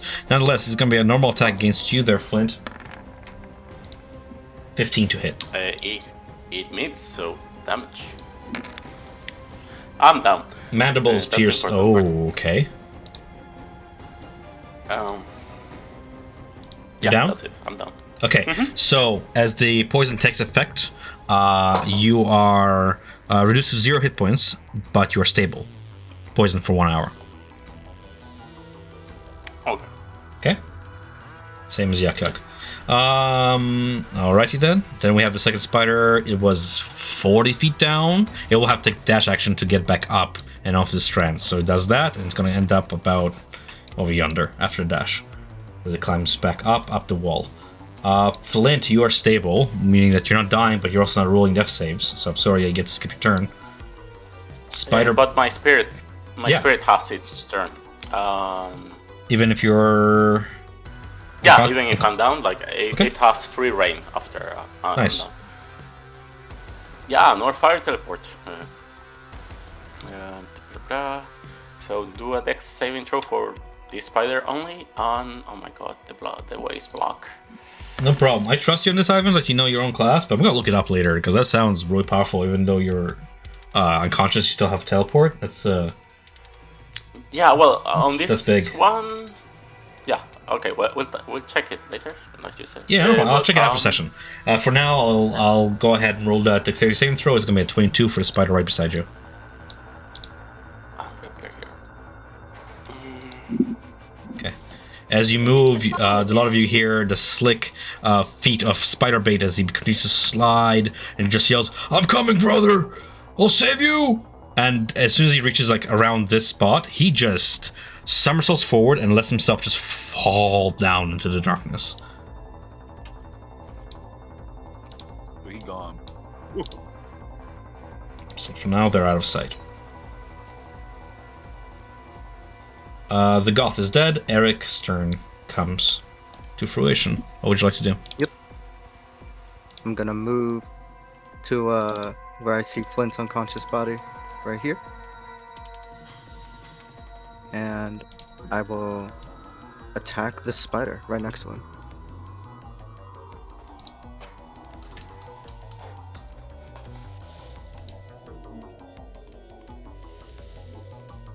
You're rolling against an armor class of 14 here, and 11 misses.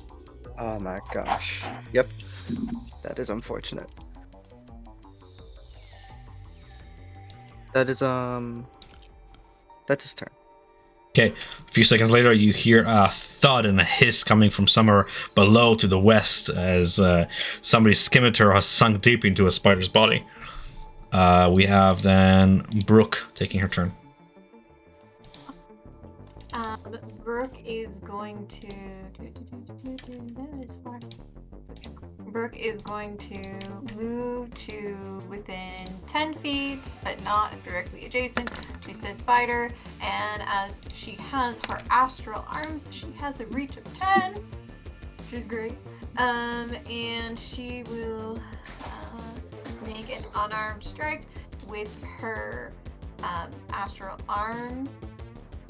Distance of 10.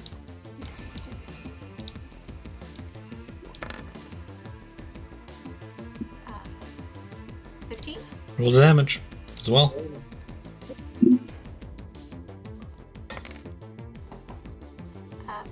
5 bludgeoning damage. She's not shifted. Okay. And then she will bonus action make a second strike at distance with her auto spectral arm. 22 for another 5 bludgeoning damage.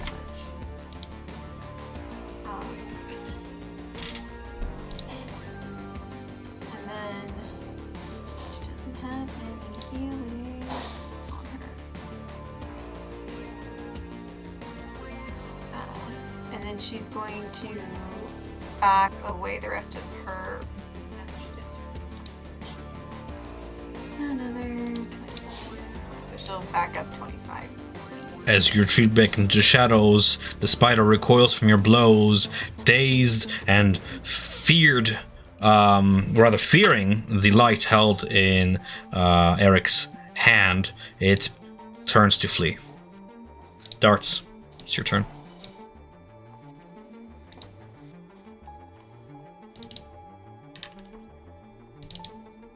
Greg, if you're talking, I can't hear you.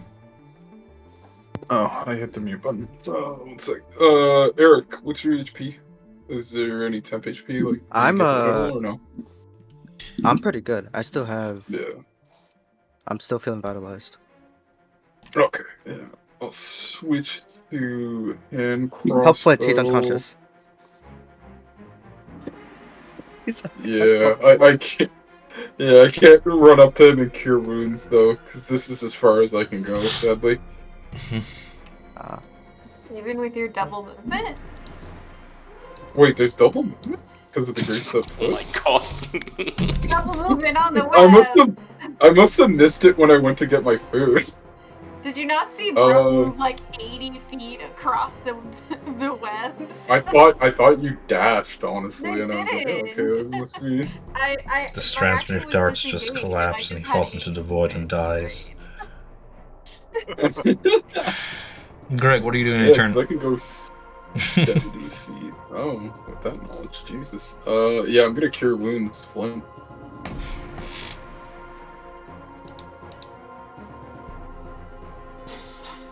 Woo!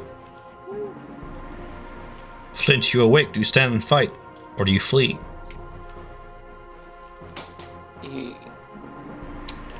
I'll say flee. I'm almost dying. I'm poisoned. I see green ooze going out of my leg. So, yeah. I'll also give you temp HP. Sec. To heal you, and then I'll do. Where is it? There it is. 9 temp.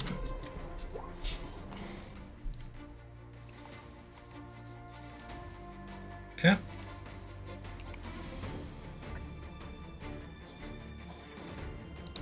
And that'll be my turn. Waving your healed magic, you save your companion. Duma, you take your turn. Since that creature is fleeing, Duma's going to put his hunter's mark onto that creature. Move closer, just so he can be within normal range. And shoot another arrow to try to ward off this creature from attacking anybody else. That would be 14 to hit. 14 hits. It would be 19 damage plus 20 damage in total. As you bloody another creature, one of its legs tears from a sheer impact of the bolt tearing it from its thorax. It twitches in the webs, and the rest of it, all 7 legs begin to turn and flee. Should you let it? Keyword is should let. That's going to be in the turn. Or, yeah, that'll be in the turn now. Okay. Taking their disengage actions, the spiders flee at the top of their speed away from you into the darkness. And below. And these 3, with like ants carrying a carcass, drag away the goth corpse, the 3 of them, into the dark. Meaning I'm only rolling for 1 spider to attack. Below. To see if my other goblin dies. Who is it Oh attacking? no, Oh my god. 23. Oh my god, don't even he's know- so screwed. From the I darkness. don't even know where they are. From the darkness below, you hear fighting as Scimitar hits mandibles, hissing and shouting from the last of the goblin brothers as he's desperately trying to save his own blood. Oh my god, Constitution saving throw, let's go. Natural 1, of course. Why would I get anything else? And then it all goes silent. We are out of initiative unless you wish to pursue these spiders. We should go save them. Can we try to save the goblins? You sure can try. Flint, you're paralyzed. Have fun with that. Eric, what are you doing your turn? Alright. I'm gonna just move vaguely in the general direction I think of the sound. Fuck. There's rocks here. I don't see them. Where? I have no idea where. I was gonna say you can roll perception to try to detect the direction, but this is funnier. Keep fumbling around the map like this. It's I just walk. fuck. It's rock. Oh my god, I found them. 40 feet over. I vaguely see the outline of the spider. You vaguely see it because it is so far below, maybe like 160 feet below you. If you have to like gauge and estimate. I'm gonna action dash. And you said they're below us? How far below? 160 feet ish. 16 stories What the by your fuck? How'd count. they get all the way down there? They fell. Jesus Christ. I Okay. can't even do anything. You could also fall if shit. you I want. I find no. I reach the edge of the webs. I look down. I can't even see down there actually. I hear the noises, but my light does not extend 160 feet. I'm like, well shit. You I just think hear they're dead. fucking choking noises as they're both gargling on poison. Why would I give my goblin guys 7 HP each? What is it? What is this? Yeah, Dom, why would you do that? Yeah, that's just out of the abyss. They've been guides They've been guides through the Silken path for 20-something years. First You'd think spider they they'd run be into. decent level. They said we should circumvent the thing. You guys were like, we're gonna attack it. They were like, okay, and then I put them in combat. That was on me. They overestimate themselves. Yep. It happens. Did we even pay them for today? I don't remember. Anyway, Eric, what are you doing on your turn? That's my turn. I action dashed. I got to like the edge of the web. I hear noises down below me, but I can't see down there. Okay. Are you sure?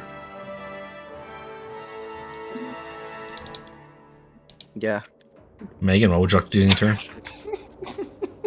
Bert is going to take some measurements. Yeah, I can easily do it. And go over here, look down. She can kind of see them, and she decides to throw/drop over, kind of like more like here-ish. A fireball bead, but she's aiming for like to the left of the spider. Cool. So you get out a fire bead and you throw it in that spot there. Let it impact the webs. Yeah. Well, she throws it down and then it'll fall. The goal is that it hopefully falls and impacts the ground about 5 feet away from you. Okay, go ahead, because this is your aiming skills and your decision. Go ahead and grab the ruler tool for me, please, the measure tool. Select shape, circle, and draw me a circle big enough to encompass the area of the spell as it goes off. Please.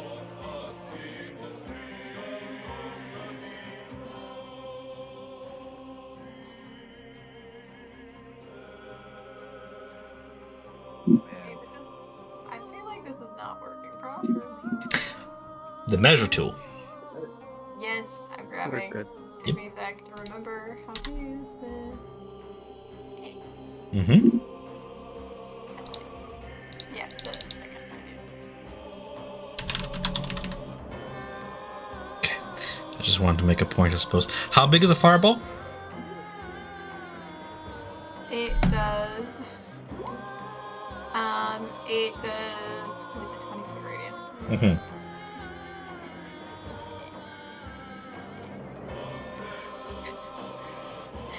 Okay, we're locking in on that position, yes? Or that position. This one. Yes? This one. Over here. Yes. This position that I am demonstrating now. Cool. Go ahead and roll me the fire damage as the fireball goes off, igniting a spider and the webs and whatnot. Oh. Mm-hmm. Wow, it's a big roll. Nothing remains of a spider as it's cinched away. In the plume of fire. The strands around also burn away, dropping yuck and spider bait. But they're not in the range of the fire damage, thank God. Nonetheless, I'd have to roll this just to see if they hit bottom of chasm. Oh, thank God, the one I was looking for. Luckily, they land softly, paralyzed, landing on their heads into soft tethers of silk below them. Maybe 10 feet below the original position they were at. That is 100 feet of rope. Who else grabbed rope? Back at the armory. Oh, I think I have rope, actually. Now that you mention it. If we're out of initiative, you'll see the Chihuingas go down there and they do their Yeah, magic. I have 100 feet of silk rope. So we can tie the two ends of rope, and I can hold on to it while somebody goes down there to get them. Yeah, the Flint's little guys are doing it. Yeah, like they can do it if you don't want to risk it. And they just teleport them up. As Flint is, I'm gonna say, foaming out of his mouth because he's poisoned and paralyzed. Chewingus can teleport they're up Teleport only go 15. like 30 feet at a time or something. 15 feet at a time. Right, they're about 107 feet, 17 stories below in the strands. Oh, You Damn, can sorry. there's burnt and severed strands in a sort of column going down to where they fell.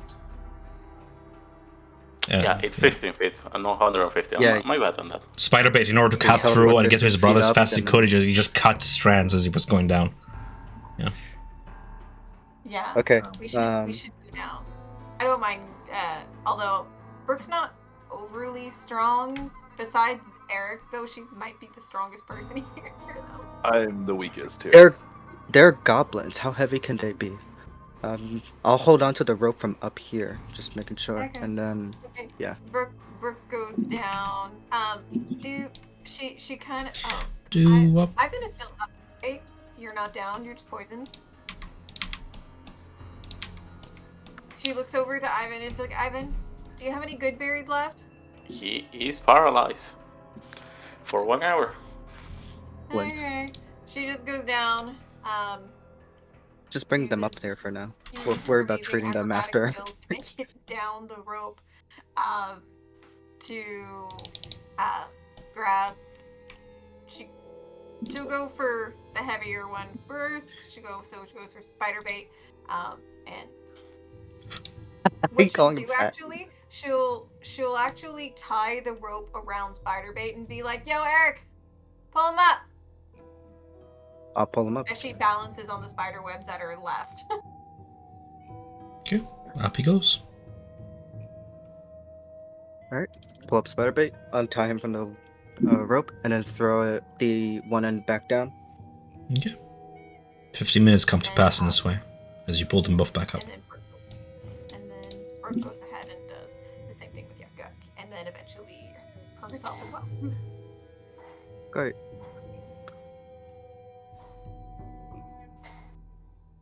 What does Darts do in those 15 minutes? Well, they're all over there. I'm gonna help up Flint's paralyzed body, and I'll bring him over to the group. Just drag him over. Well, he's small enough. I could probably hold them in both arms. True. Look what they did to my boy. Look what it done to my boy. I love fire beads. In the 50 minutes, because Darts has Flint, Doom was just going to scavenge the surrounding bodies and areas, see if they can find anything of use for them. Bodies? You mean there's giant spiders? I didn't know if there was any bodies in like the webs like this or something like that, or there's loose stuff anywhere. Just scavenge whatever might be around this area. Roll me a survival check to see if there's anything worthwhile for you. Advantage off. Mhm. 11. Okay. While obviously the spiders can be eaten, it's about 9 pounds of food here and there from what remains of their scorched carcasses and whatnot. Aside from 9 pounds of food, with an 11, you found plenty of more spider silk rope, useful in its own merit, obviously. And you find in a bundle of adventuring gear, whatever survived from it, where the Goth was fishing, is a suspended by a silk strand, a scroll of some sort of spell. Just kind of hangs there. Is that the one that he ate? No. Okay. Dim will pick up the adventuring gear and the scroll and take a look at the scroll. Featherfall. Oh, quite useful. Oh. Okay, perfect. And is there what's in the adventure gear? Is there like a certain? That's what you found amid Bag the or surviving adventure gear. Like that's the most valuable Okay, thing thank you find. Everything else, sort of level scrappings, or extremely worn stuff that's not usable. We have enough food for today, so I don't think we need to carry more spider meat. If you guys are up with that, we can just leave it for any other creature around here. Because you We have just some need to meat, find right, water. Duma? I still have 9 pounds of food, and you have, I think, similar, don't you? 15 pounds already. Yeah, we're good.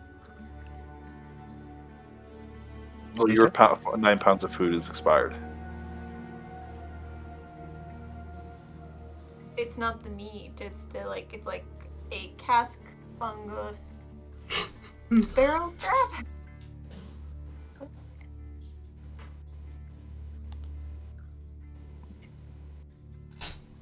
You guys just choose to short rest, What is it? or do you choose to do anything else in this time? You guys want to? I have to be right back and take the dog out to the bathroom, but I'm okay with moving forward if everybody else is. We'll just carry the goblins and Flint. Sure. I'm gonna say, since it's 8 o'clock, we will take our session's break. If anybody needs to go to the washroom or whatever, or take out the dogs, and we'll rest around a small campfire set by your group of survivors to slightly to the north of you guys. As that hour will come to pass and you guys complete your short rest, Flint, you will come out of your poison effect. You don't have antitoxin to make that an expedited process, so unfortunately you're out for the entire hour, but, you know. I thought we weren't resting. I think didn't we just say we weren't short resting? We were moving on. Okay. We're gonna carry Flint. Sure. Fine by me.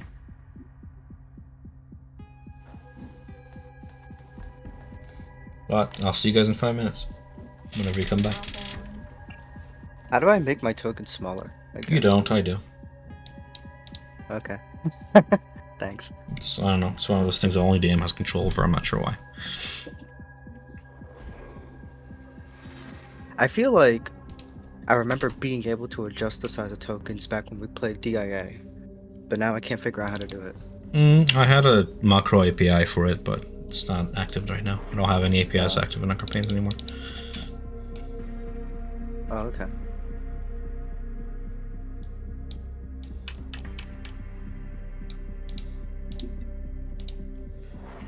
Oof. Darts, are you still here, Greg? Yeah, I'm still here. So, how injured are you? Oh, I didn't get hit at all. Oh. Yeah. So, Brooke is bloodied, Flint is unconscious and paralyzed for an hour. Well, not unconscious. Flint is at like He is 7 unconscious. HP or something, and Well, paralyzed. Didn't he get a cure wounds? I suppose it does wake you I up. did. Yeah. I cured him for 9. Yeah, I suppose it does wake you up. Oh yeah. Yeah, he's not unconscious. He's just paralyzed for an hour, but he's mega bloodied. Mega bloody. And then I the could rest of also us, cure wounds if need and then be. the, and then the rest of us didn't even really get hurt. Yeah, I'm liking this idea that as long as I'm upfront with you guys, like every turn as a bonus action, I can just give us temp HP Nice. That would be to useful. absorb Yeah. some of the blow. Yeah.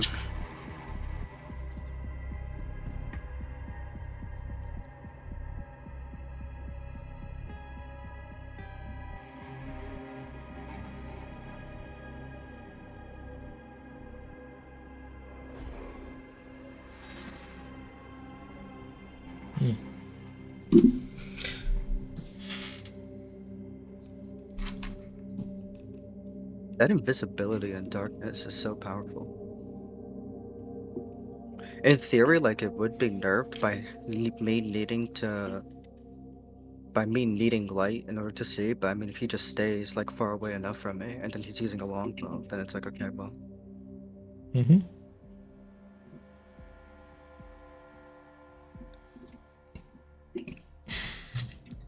All perception checks and stuff are rolled with a -5 penalty while you're in complete darkness, so it's a small price to pay for invisibility, but yeah.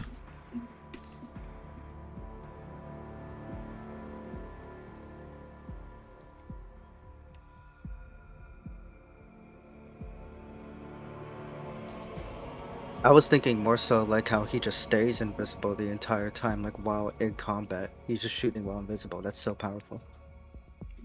Yeah, until you encounter something that can see him.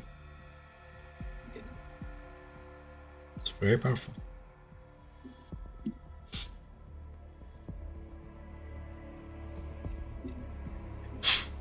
When I used to play this campaign, when I gave it a try as a player for the brief 2 sessions I played, the DM barely used any darkness in Underdark, so my Gloomstalker didn't have any of that.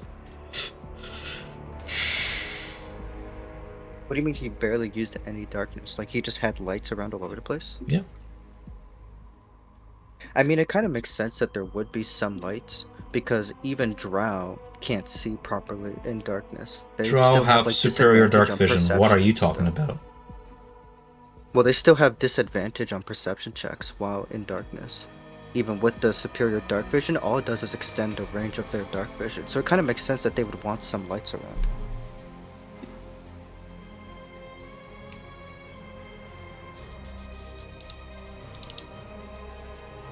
What's happening? Talking about darkness and Drow's vision. They do have some vision, but it's like purple lights. So here's But the they thing. also have perma darkness. If you're talking about Drow, right, they're not gonna blind themselves, right? They're not gonna have torches around. They're gonna have dim light to illuminate the darkness, and in dim light they see perfectly fine because it's bright light for them, right? As soon as you enter dim light, that umbral sight does not take effect anymore, right? Still useful in some right though. But yeah, like many creatures within the dark, Drow cannot suffer bright light. Is it all bright light that hurts them or just sunlight? They're not vampires. I thought. Oh, okay. Okay. You thought. Bright light. Alrighty, so I'm guessing you guys are gonna wait forward with Flint out and the two guides also out until they recover. You guys for the next hour are gonna wait through the Silken Paths on your own? Okay. Are we sure we want to do that? We don't want to at least wait until Flint is no longer paralyzed? We can wait an hour if you want. I mean, it just feels like much. It just feels like it'd be a really bad idea to be walking around with someone paralyzed. You know, this isn't like when we were being chased by the Drow guards that I had that like it was an emergency. I had to shove Jim Jow in my backpack. Jim Joe. Jim Jar? Jim Jar. Jim Joe.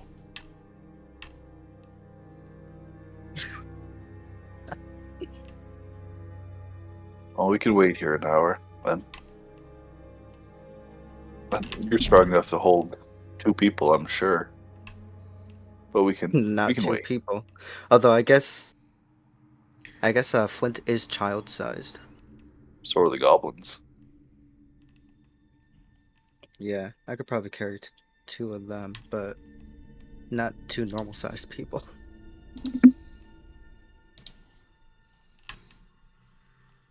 It's a good thing they're No, all we- small.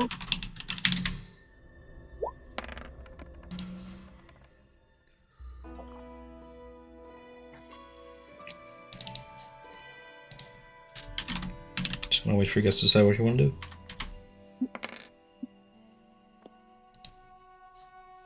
I still think we should at least wait for Flint to for all of them to be unparalyzed. The goblins are also our guides.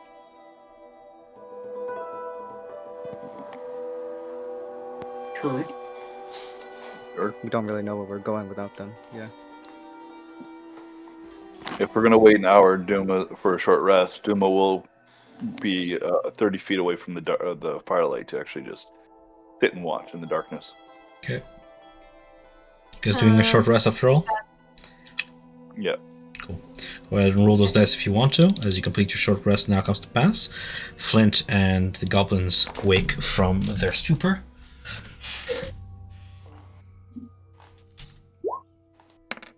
Can we seriously get better dice?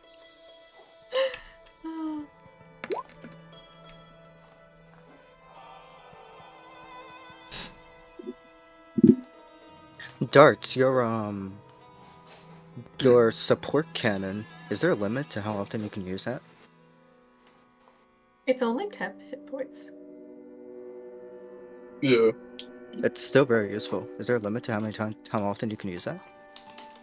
Just a bonus action every turn. And every person within 10 feet. Oh. Any reason not to use that now? I mean, if people don't have temp HP, I could definitely cast it on them. Yeah, I'm sure Flint Anyone doesn't and have... Yeah. Brooke could use it. And Brooke already has I mean, it. I still feel some lingering effects from this morning, but I could be refreshed. Jesus.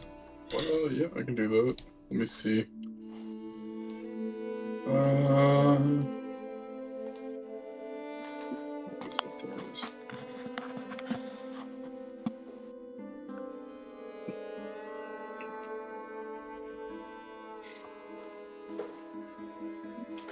Thank you.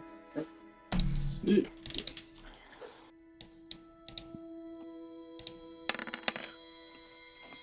I'll be sharing like some good berries with our guides, so they get better. Each one gets 6. 6 berries? Here. Yeah, each. It will give you something for your stomach for the puking. Thanks, Is it possible to bud. eat more than one berry? I imagine like the first one fills you, and then any more is like trying to eat while bloated. I mean, it's an action, so yeah, you take the whole minute. Well, nobody died. Just a testament to our luck and skill, You guys ready to move on? Yep. Yes, we should. I don't I think we are. when I get out of here soon. Soon. We got a bit to go. He starts greasing up his feet. His brother does the same. And we pick up our journey from here, journeying onwards towards Loop to Loop. Amid the various challenges of this rough terrain you find yourselves in, the brothers at one point out a nest of the spiders. Nearby nest from where there should have probably been sourced from where they come from. Amid their eggs, you count 7 giant spiders. Do you wish to circumvent them altogether? You have a choice. What would be the purpose of attacking them? The purpose would be they would bring back dead bodies with items and gear in there. I mean, that was the reason Essentially- we attacked this dude, and we only found a... I mean, I guess a squirrel wasn't cool. But the thing is, though, a nest holds more bodies. And given that every creature can have a nest here, if we do fight a nest, there's a chance of getting things. Kind of like when we went into the tomb and we found your sword. Great risk comes great reward. I would Yeah. volunteer to just throw a fireball in there, but it'll also probably destroy some things. It would too. destroy whatever's there. You destroy something that would be unmagical, yes.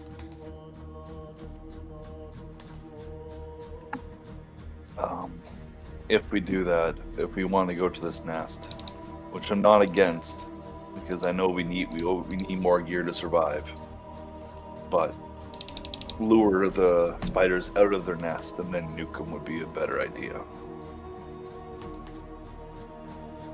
And it's a strategy. Do we want to use it? She looks at her necklace and half of the beads are already gone. I say save the beads for something more threatening to us than spiders. That drought priestess might still be chasing us, and you really fucked them up with those last time. True. We can always pick them out from afar and have them come towards us, but are we skipping this nest or going into it? I'd say we check out the nest. It's true, we need more gear. Darts?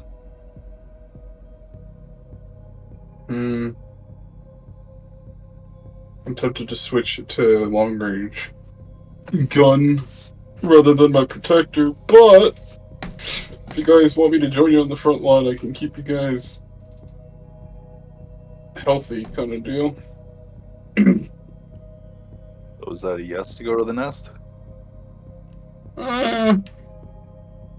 Yeah, I suppose we could use some more tools.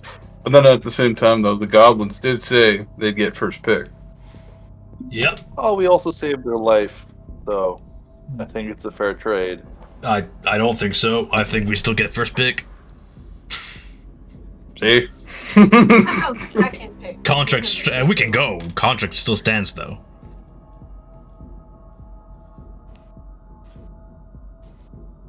Where's Sleep to do from our location? Curious. Is it close or no? Do you think I'm a fucking idiot? Like, I'm gonna tell you, and then you're just gonna be like, you know what, you guys can go, and we'll go sleep to do. Like, you think I was born yesterday?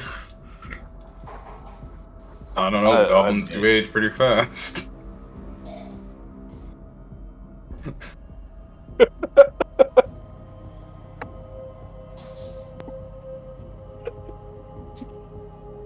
So you I guys think want it's to play still with worth it. death I for those mean- spiders, or do you want to keep going? What's going on?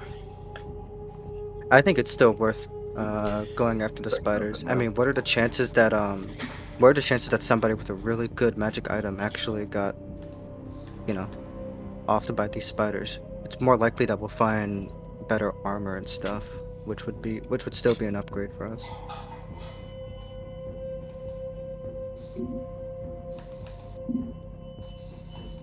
Brooke? Brooke looks around, is like,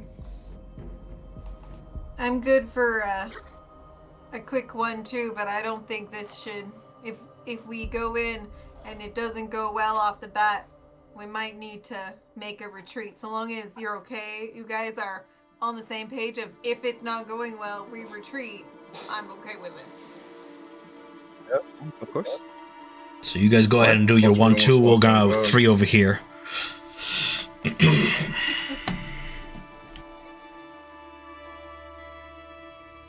I didn't hear you, Flynn. Let's go, but do it quickly, please. I'm still dizzy. Okay. As get- the group yeah. gets away, sorry, I was gonna say as the group gets away from Yuck Yuck and Spiderbait, Dumo leans forward and says, "Whatever we don't want them to have, I can always pick up in the darkness first. Just so you know." Mhm. I don't If mind. they're not following us. Yep, if they're staying back, they can't really see me what I do in darkness.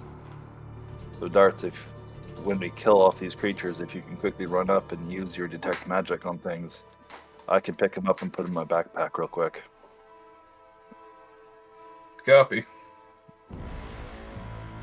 And we did this discussion outside of their earshot in whispers. You wouldn't happen any other way. Or murder! You are a pirate, Flynn. You guys want to ambush them again? I'll sheath my sword. Just sort of like escort me until we're close enough that you think you want to ambush them, and I'll wait until I hear the battle start. Brooke And once I'll, more grabs Eric by the hand because they're the front runners. Yeah. I'm going to try staying off the side, but Eric, as soon as you kill the last one, I would say don't turn off your blade so I can run Extinguish in it and check again. Yep. Okay. Yeah. Rook, Megan, does your character use any of her fireball beads? Not at this time. Not as part of the ambush.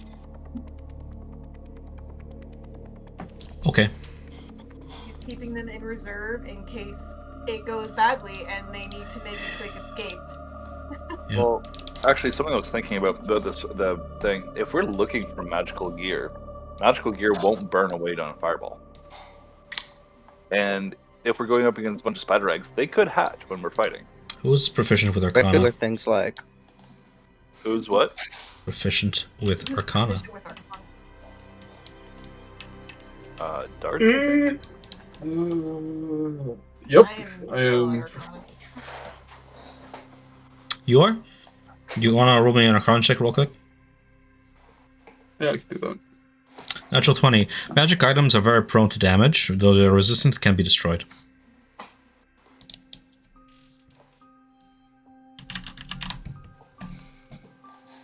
There are very few magic items out So, there yeah. that are invulnerable to damage. Don't use a fireball. Therefore, Don't fireball. Got it. fireball probably not a great idea. I also think, like, No. you know, spiders, they can be dangerous in number, but they're not a huge deal. And like, we're traveling on spider webs. I just don't think it's a good idea to use the fireballs here. Brooke is gonna keep the beads of fireball in reserve in case things get really dicey. But for right now, she doesn't plan on using one as part of the ambush. The idea was to lure them out, right? Not to attack them, so they're 7 altogether. Let's just Maybe we take the could surprise pluck one round of the to strings ambush them. and see if 1 or 2 of them come out instead of all of them. Let's The just long attack them when they range- don't see us. Trying to lure them out removes any element of surprise. Yeah. If the long range all focus the same creature, we can probably get them down faster. Oh, I still have some of the rotten meat. We could, like, bundle them in some rags and, like, throw them off to the side somewhere. See if they get attracted by them. Possible. Something getting stuck in the webs. Yeah? Want to give that a go? Sure. Or only one of them would go to get it. Yeah, but that's Depends the on- point. We don't have to face them all at the same time, because facing 7 spiders at the same time doesn't not sound pleasant to me. Okay. So, Brooke will grab some rags and bundle her 3, or she has more than 3 pounds. She has 12 pounds of rotten food on her. So she'll put her 12 pounds of rotten food wrapped up and give them to Eric. Be like, Eric, you're much stronger than me. Please throw these as far as you can. In what direction? Do we have a particular spot that we think will be better for ambush of the creature that comes to get it? Hopefully. The spider nest lies maybe 100 to 100 feet to the east of you guys. East? Oh, That's on so the map far we away. currently are? Yes. Zano, do you want to maybe go, like instead of like east, maybe do like a northeast or a southeast kind of thing, like off to the side, but closer to us? Let me get Well, out we of should the get light closer to first. them. Shouldn't we get closer to them before we do this? Yeah. Maybe. Yeah. I'm just going to get out of the light so I'm not seen. And he's going to move off in the darkness. Okay.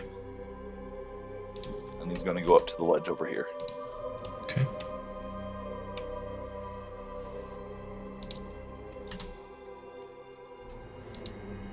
There we go.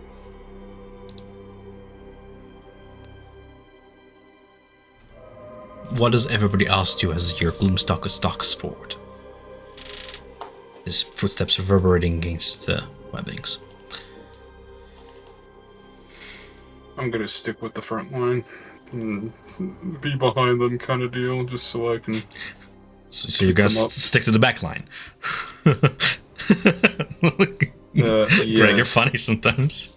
Middle line, yes, middle line, kind of deal. Yeah, alright. Yeah. Trust me, if I wanted to be backline, I'd be 120 feet away. Alright, you guys decide who's taking point in this ambush. Who's doing the ambushing? Execute.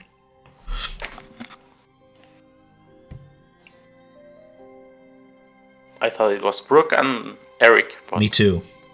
Yeah. The frontliners. Well, so basically, Brooke's get going to behind have to go in with Eric, but you're going to have to go with your. Eric's going to go in blind because Brooke's the one leading him. Yep. So, Brooke, how are you leading Eric? Since we're about to enter combat, Brooke is going to,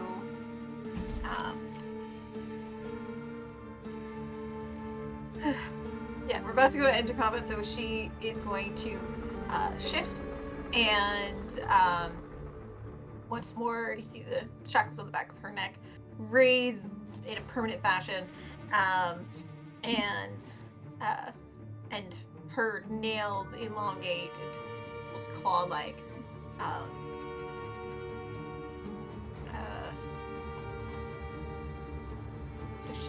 So she has shifted, and with that she will continue to guide Eric. And also with that shift, there's a tail. So she's like, she like puts her tail in his hand. She's like, "Don't pull that. Let's go." Well, I'm gonna throw the meat first, right? Yeah. So I'm gonna throw the rotten meat as far as I can this way. And right after I throw it, I extinguish my sword, the light of my sword. Sounds good.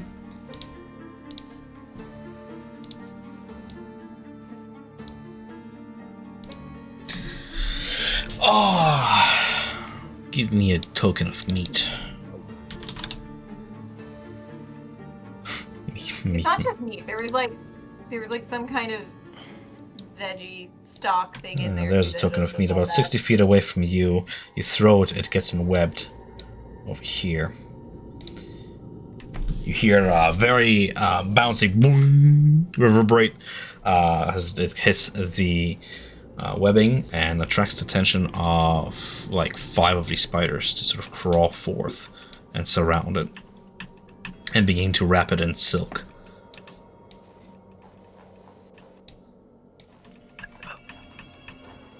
Eric whispers.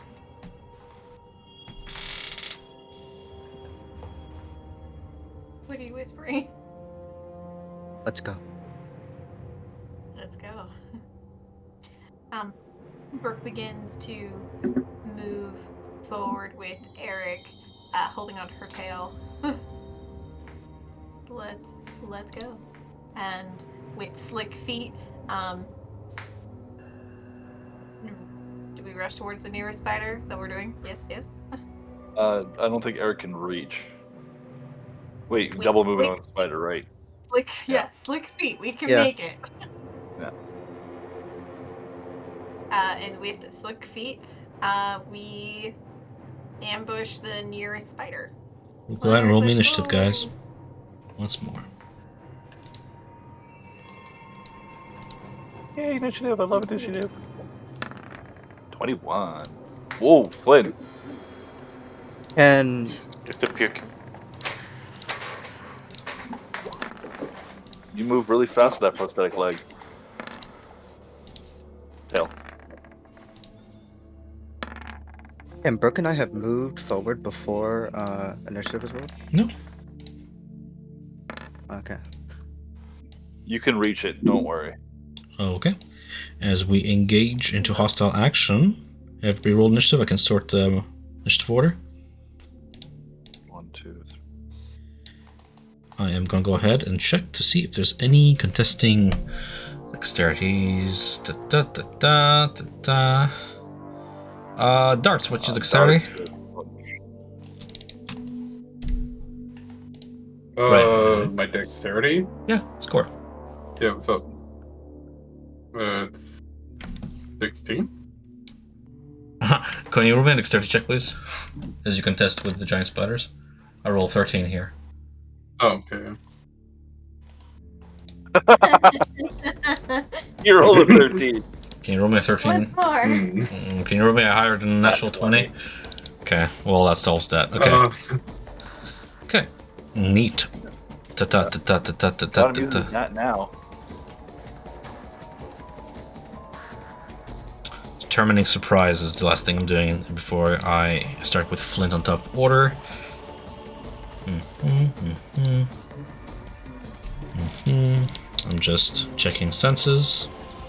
Checking my Witcher senses. 60 feet. Okay. Okay, Flint, first to act. Do you wish to just watch your companions dash forth? No, I'll move forward a little bit. Try something crazy. Let's see if it works. I get near. Again, like a ring of Chiwingas appear in front of these guys. Can they do a con save? Dex save, please. I'm gonna roll for it for the Being group. summoned. They all roll 14. I'm trying to see if they can destroy the web under that. Maybe kill on one set. Does a 14 succeed against fire damage? Yeah, they pass. Alright, the webs below them gets destroyed as we now form a... I have to measure it from the center of the where the Chewingas have spawned here. Everything within a circle collapses downwards. Including me? Okay. Yeah, if you're within a circle. Is that where your Chewinga appeared? Yes. Yeah, it will be 30 feet from me, so yeah, it will appear. Okay. Do me a favor. Can you draw me a circle this big? Like with a black filling. As I roll 1d10 times 10 as to see how far those creatures caught in the gap of the collapsing web fall down 20 feet toward the chasm floor before landing onto either stone or webbing. Okay. That's alright. I got it. Okay. Thank you. Perfect.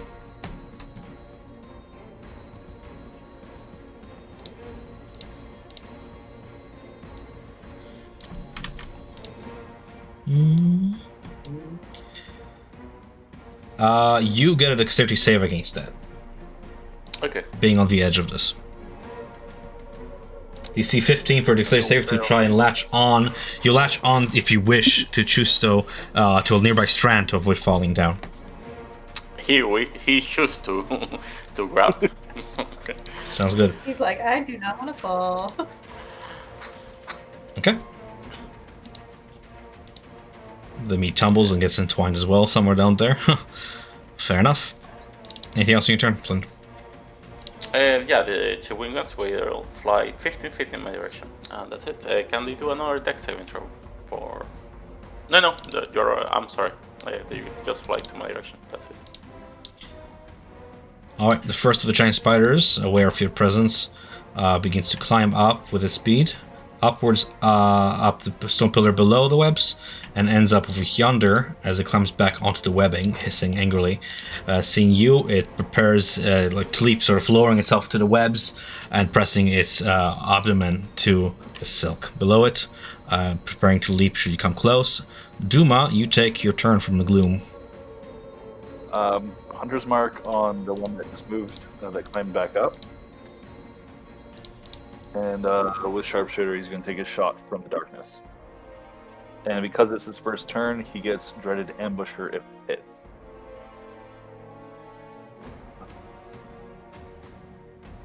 Oh shit! This is a miss. 7. Yep. 6. That will be the end of my surprise. You get 2 attacks when you. Oh, yeah, I get. Oh, right. I take an attack action. Right. I forgot that one. Second attack. That would be a 21 to hit. Mm-hmm. That would be 15. That'd be 25.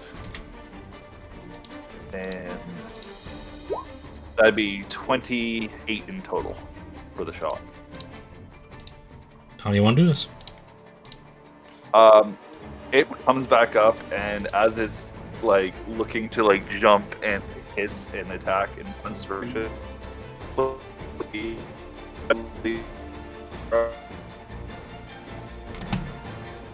gliding across ice, an arrow would shoot right back through its head, and then the tip of the arrow just poke right through the center of their head as it collapses. As it collapses and perishes, it curls up its legs onto itself and dies there on the webbing, sliding off to the abyss below. Alrighty then, we have second giant spider leaping and climbing in this direction. It's using its dash action to climb up the wall and beside Duma. I'm invisible, sorry. I'm in darkness.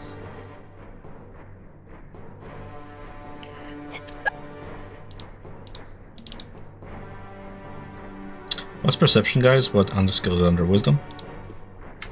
Yeah, wisdom. Yeah. Okay. It ends its turn beside Duma, as we have something unlatched itself from the ceiling. It looks like a stalactite before it opens up its 2, 3, 4 yellow eyes, sort of encircle the stalactite, and as it falls, it flips itself 180 and spreads out like a squid, spreading out its tentacle. It unravels itself into a netting that begins to sort of hover in the air as it parachutes down and begins flying, screeching as it does. It flies around the chamber toward Flint. Like so. Eric's turn. Alright, I have one hand holding the handle of the broken blade, my other hand's holding Brook's tail. I'm gonna hold my action to attack with the Sunblade after Brook has guided me to our target. I mean the Dawnbringer, after Brook has guided me to our target. Nothing in range for a second.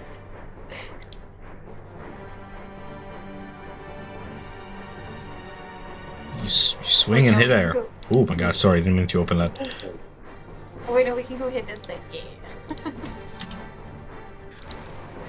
the spiders are... Following you? Okay. Brooke is going to once more summon her astral arms. Sorry. She was going to move forward first. To within 10 feet. There we go. Summon her astral arms. Can this creature please make a dex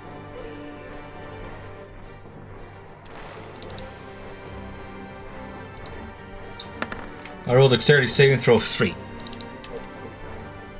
fails. It takes 2d4 force damage. 7 force damage.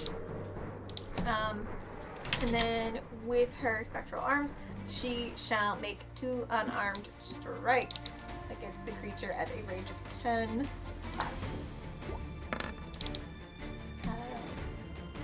17. 17 strikes. For 5 slashing damage since she has shifted. Her claws are out. And then go for a second unarmed strike. 13. 13 strikes.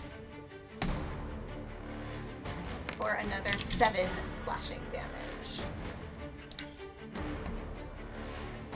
And she will tell Eric who's been holding her tail, to let go here and continue to strike this creature that is now in front of her. Yeah. She's like, I got it pretty good. It's looking pretty Now. bloody. And now we'll do. and then Tom, can you move my token to where she is? And then give me light?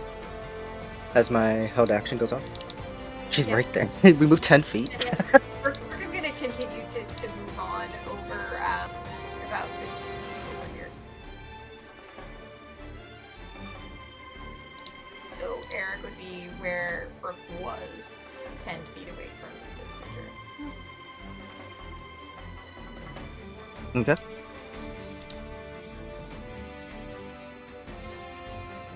Held action goes off.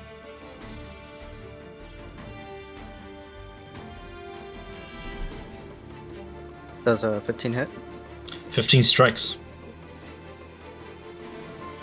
for 14 radiant damage. As you lacerate the blade through the creature, it cringes away from the light, and you purge it where it stands. It burns away, destroyed.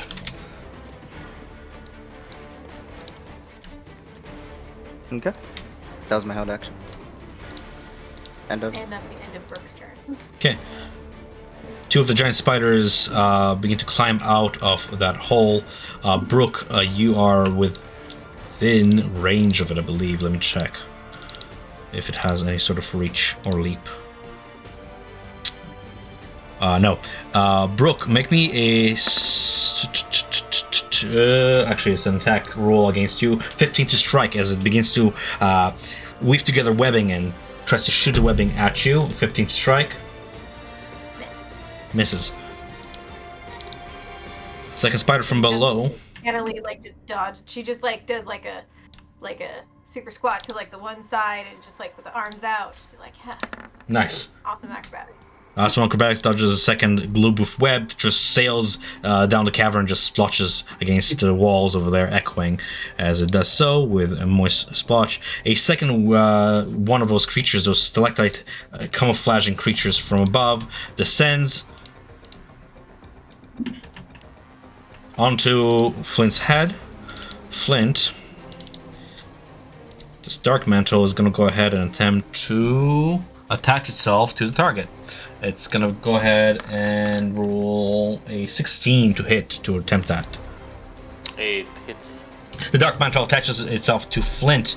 You are medium or smaller, so it technically has advantages. The roll, I'll take the 16. Your head is engulfed by this creature, sort of suffocating you. You are blinded, unable to breathe while the dark metal is attached to you in this way. While attached to the target, the dark metal can attack no other creature except that one target, so that's good, I guess. And there it remains with speed 0. You can make a strength saving throw if you want to throw it off you. Okay. Come on, little buddy. And I'm just checking to see if there's anything else to it. Okay. As it attaches to you, it's going to be 7 bludgeoning damage. Blah. It's on Flint. The 2 spiders in the back begin to take a high ground, skittering fast past Juma's invisible form in the dark. As they shoot their webbings from up above. Just checking to see here. This one's going to go ahead and dash to position, so just one of them shoots a web. At Brooke, 22 to hit. Webs. Brooke is restrained in webbing. Alrighty then. Darts, approaching bottom of initiative. Okie dokie.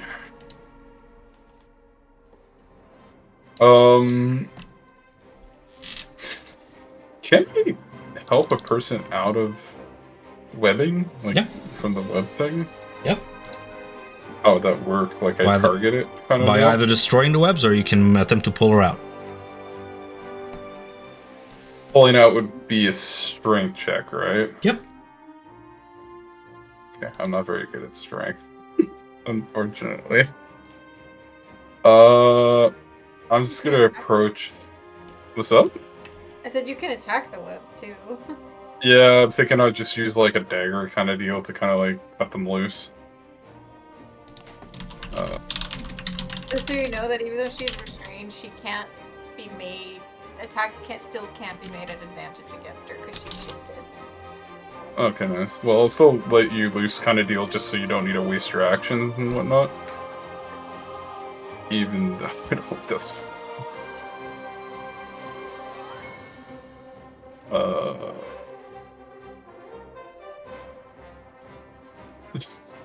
If it's just 4 damage, it's not going to be enough for your this turn. Yeah, I'm gonna have to use this.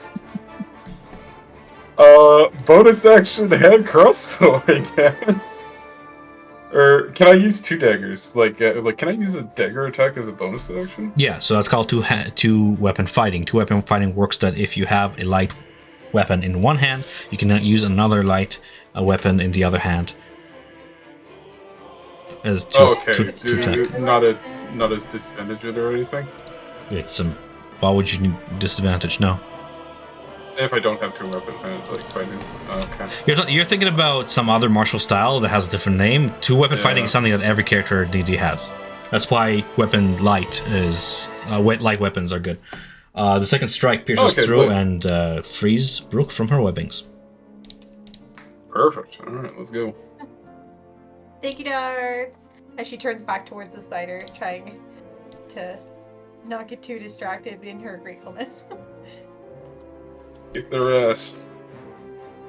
No problem. The last of the spiders climbs out of his hole and dashes up to sort of maneuver over yonder.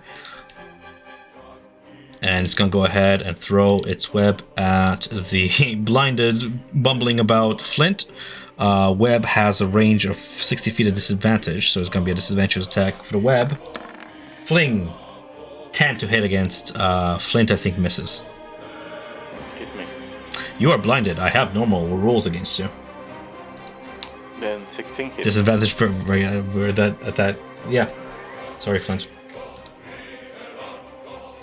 It's another target restrained. The tide of battle remains relatively even, but everything can turn. And then, moment's notice, we have top off initiative. Flint. You hear Flame squirms. Okay, yeah, sure. As my action, because I'm blinded, I'll do a thorn whip against this guy. I feel it on my face, so let's see if it hits. 18. And 18 hits. 2 piercing damage, because I'm savage like that. Show spell description, thorn whip. I'm just checking here something here. You make a melee attack. It is a melee attack. Nice. Okay. Yeah, you see, like I myself. thought it was a whip. I thought it was range for some reason, you know? Yeah, nice. Do you not get to apply like a dex or strength with it? Yeah, I can pull it, but it's on top of me, so there is no point pulling it. His whipping his own head. Yeah, exactly. Why not use your damage? I wasn't sure if you could pull it off the top of his head. I know. I don't think so. And you see the Shinwingans jump on top of it, like, help me. Like, they are pushing, exploding next to him. Yeah, I'll teleport 15 feet away. Otherwise, give me this weird sign. Okay. Where these guys are. That's it for me. Can he do a dex saving throw or get one? He's attached to you, dude. Hey, Does the spell say, or the ability say defeat whatever, say you and everything you're carrying? Pretty sure, because otherwise you'd be leaving your gear behind. You are carrying him, so... Yeah, okay. Yeah, I understand. Yeah, he's with me still. Shit's funny. I'm Dexterity just saving blinking. Yeah, I'm blinking around the map with 12. this guy's face. 12 dexterity save. 3 fire damage. Okay. That's it for me and my spirits. Okay, you're still blinded, right? Yeah, still like that. Okay. Okay. This spider is dead. Duma. Given the fact that all these creatures moved around me, making me feel a little unsettled, Doom is going to stand up and pitter-patter over to here. Seeing Flint surrounded by everybody, he's not worried about Flint. So what he's going to do is move his hunter's mark to this one right here. That's right next to Brooke, and he's going to take a pop shot off at it. Okay. As you move away, the spiders use their blind sight to sense you, attacking a disadvantage against an invisible creature. Natural 1, 8, Hit. 17. 17 hit. Okay. That's their reaction is wasted against that 11 piercing damage and a DC 11 Constitution saving throw. 13. That beats, so you take a total of 16 damage. Unless you're somehow resistant to poison. No, just necrotic. Nice. So it takes 16 damage. Mm-hmm. 9. Okay. And we'll take a pop shot at him with Hunter's Mark on him with a bonus action move.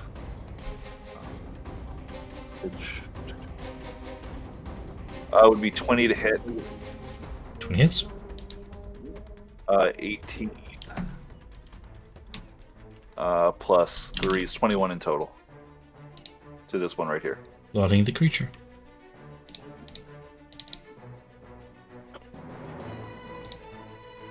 That's the rest of my turn. Okay, in retaliation, the spider that has just bit you is going to go ahead and give chase after you. You're still in the dark, so still invisible somehow. It's going to go ahead and blind sense you. Do I need to roll a stealth to it? Hmm? Do I need to roll a stealth check for that? You can't hide in plain sight. Blind sense senses creatures. Oh. If you had blind sense, I'll be giving you the exact same bonus. Luckily, I rolled high there. It go ahead and leaps at you for the following damage. Make me the Constitution saving throw. As Duma is being attacked, from the other side of the cavern, a creature, silhouette of a tall, 8 foot high, maybe humanoid, levitating maybe 3 feet off the cliff face of yonder on the other side of this cavern. I don't know how many of you guys can actually see it. I'm gonna look up what spells it has. As it levitates there, this humanoid form, you can see the head is elongated and bulbous, silhouetted against a whole bunch of like these semi-glowing mushrooms behind it. You can see sprouting from the bottom of its face are several tentacles, and it lifts up a hand with 3 fingers upon it, and the air before it ripples out as it sends out a psychic mind blast that ripples through the webbings and pushes off several spiders as it cascades in a cone in front of it.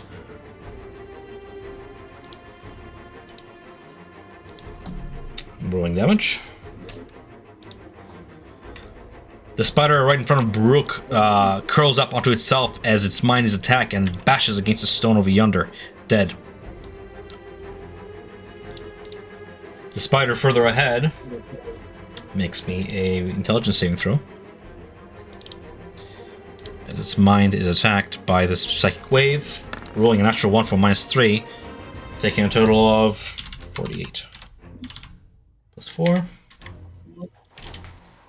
Psychic damage. 19.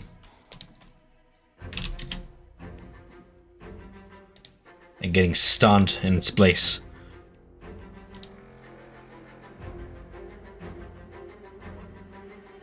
There's another What just creature. happened? Did a spider just attack another spider? No, a wave of psionic energy ripped through the air in an audible forward, stunning one spider and causing another one to splutter against the wall, dead. The blast came from a cliff to the south. The sound, at least, for you. I don't know how far you can see. Can anybody see the creature over yonder? Anybody at all? No, so... Nope. Just a silhouette of a levitating humanoid creature that just sent a psionic wave across the spider webs to kill 2 of the spiders almost. Nonetheless, we have Eric to react.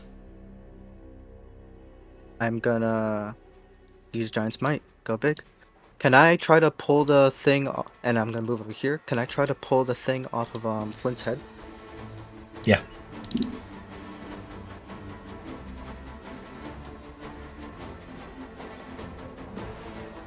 Yeah.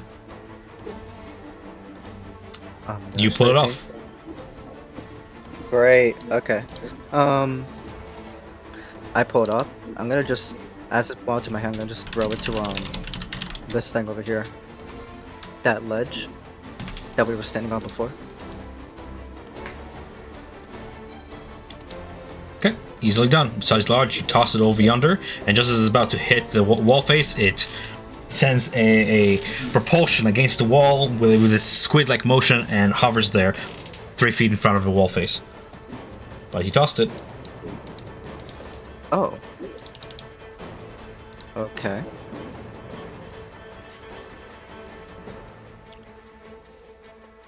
That is my turn. Okay, That was my Brooke. bonus action. Okay. Okay. So Brooke is going to move forward to 10 feet of the stunned spider and will use her spectral arm to attack, which I realize reading that means it does more damage. So I modify that. Or modified for now. Arm strength.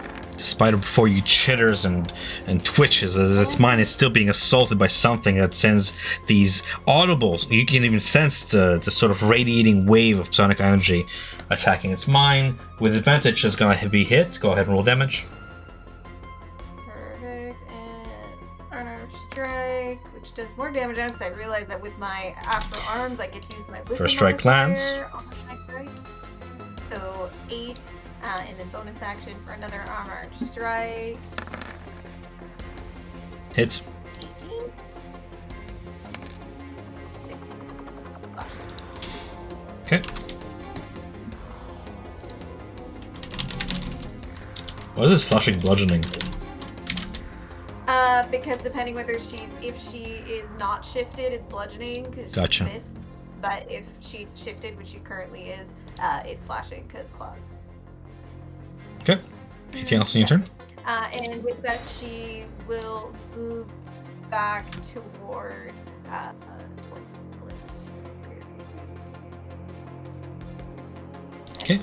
At the end of its turn, the spider will attempt this strength save, the intelligence rather, saving throw to get unstunned from this. Nope. It remains there in psychosis, maddened in spot, and skips its turn. The dark mantle that you just threw against the wall is going to go ahead and target Eric instead, flying toward his head, attempting to attach itself against Eric's head. It's going to go ahead and roll to crush. Roll, please. Hello? Am I offline? Can you guys hear me? No, I lost connection. Of course, naturally. I'll be right back. So unfortunately I lost connection. While my router is resetting and I'm rejoining call, I'm just going to continue combat via text. I had Dark Mantle attack Eric, landing the hit and crushing him as it wraps him. It did not have advantage in an attack since Eric is the size of a large creature. Nonetheless, it hit with 23, crushing him for some damage and blinding him. The giant spiders to the north, freaked out by whatever just slew 2 of their lot with the attack, went ahead and fled northward.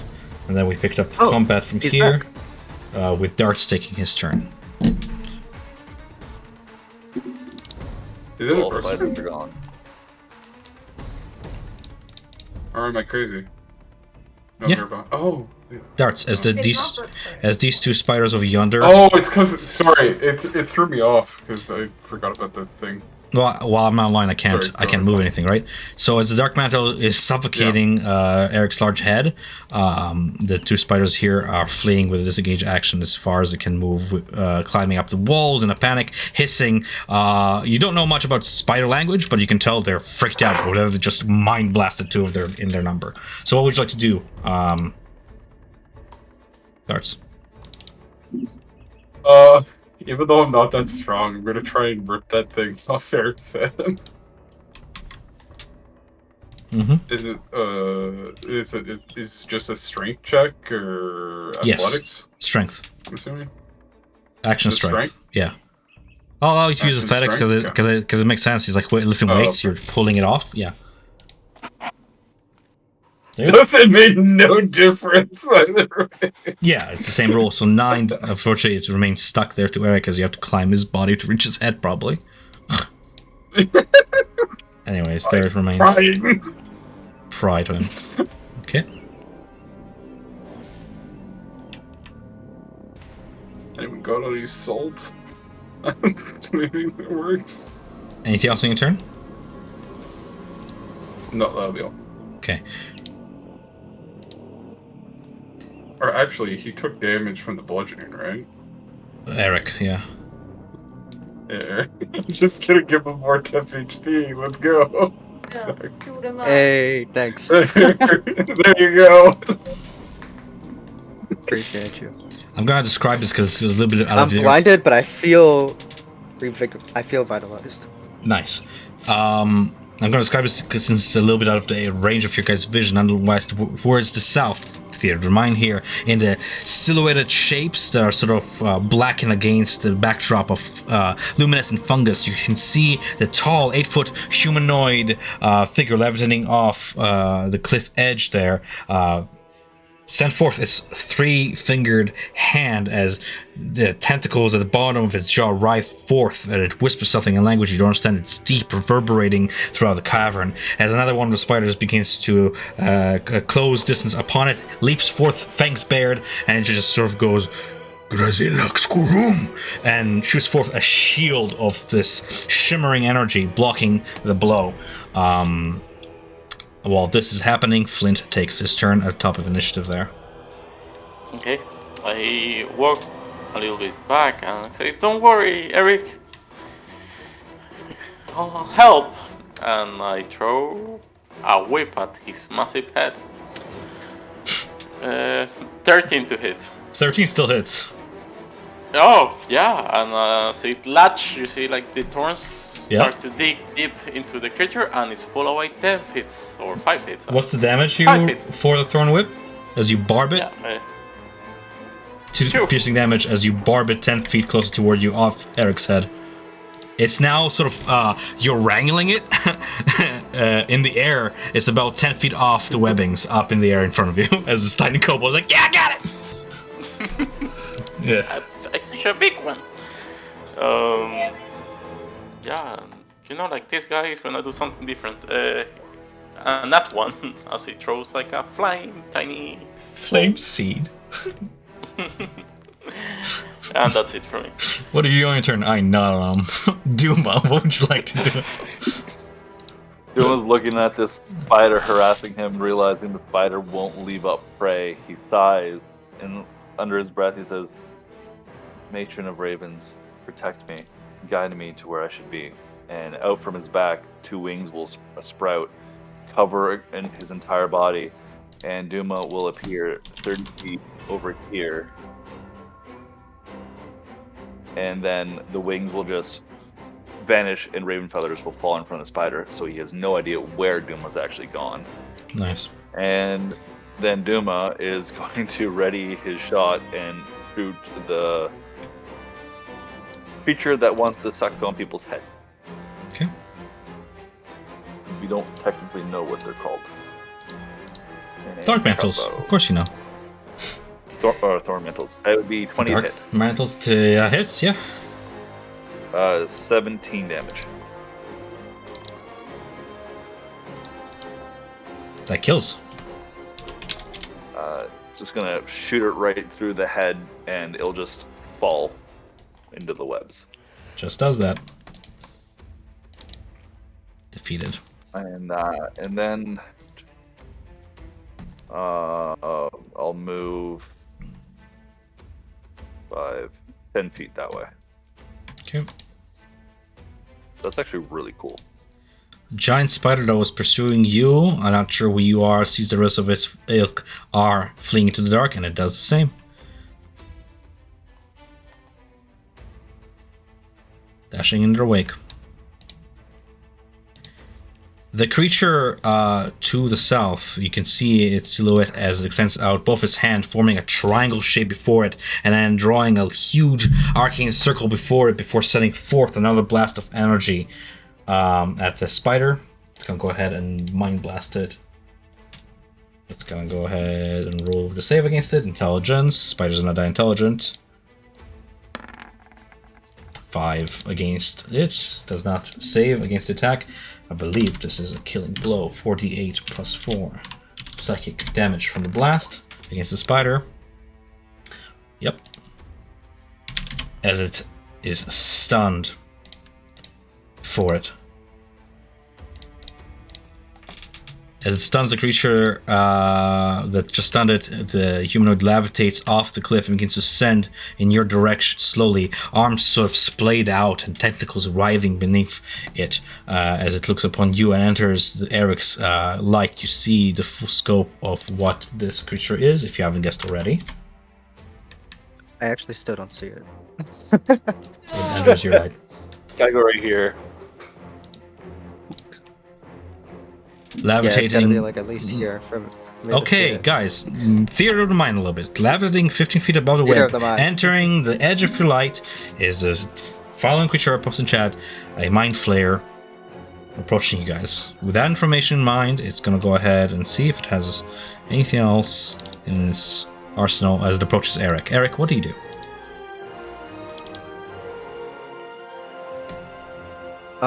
Some of these spiders are still alive, right? Like this one? Yep. Stunned, jittering against the will and force of this creature that's hovering towards you. Eric's gonna look at the guy approaching us, look back at the stunned spiders, and then sort of like slowly make his way over to the stunned spider and just put it out of its misery. You do that.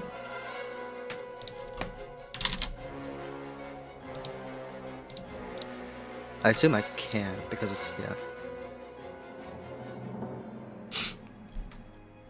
And then he'll look over to the octopus man and say, thank you for your help. Who are you? The creature writhes one of its tentacles into its gullet, into its throat, forming a tongue out of a tentacle, and gurgles out a single word, barely a language, or perhaps a name. Grazilax.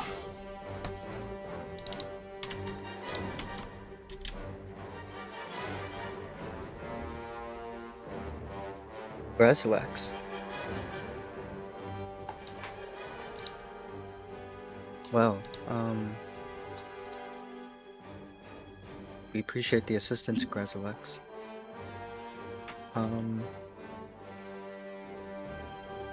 What are you doing here on the Silken Path? I'm gonna take that as you guys want to roll out of initiative. Okay. We'd rather talk to him. Or try to anyway.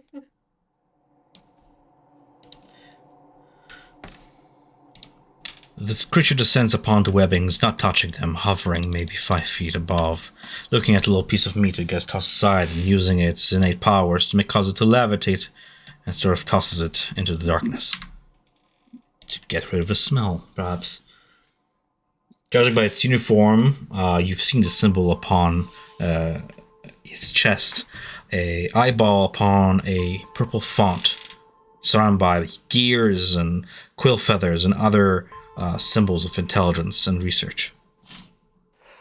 This is a member of the Society of Brilliance.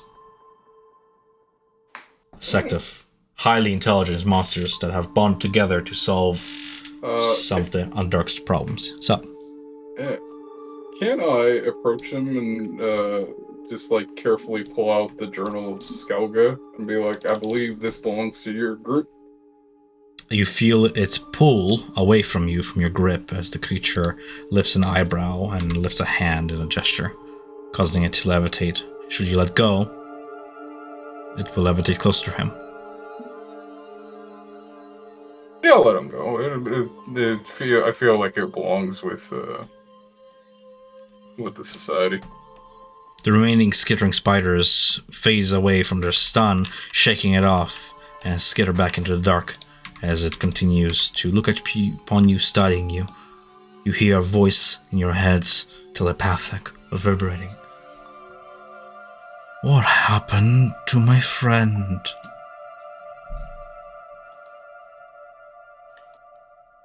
Who is your friend?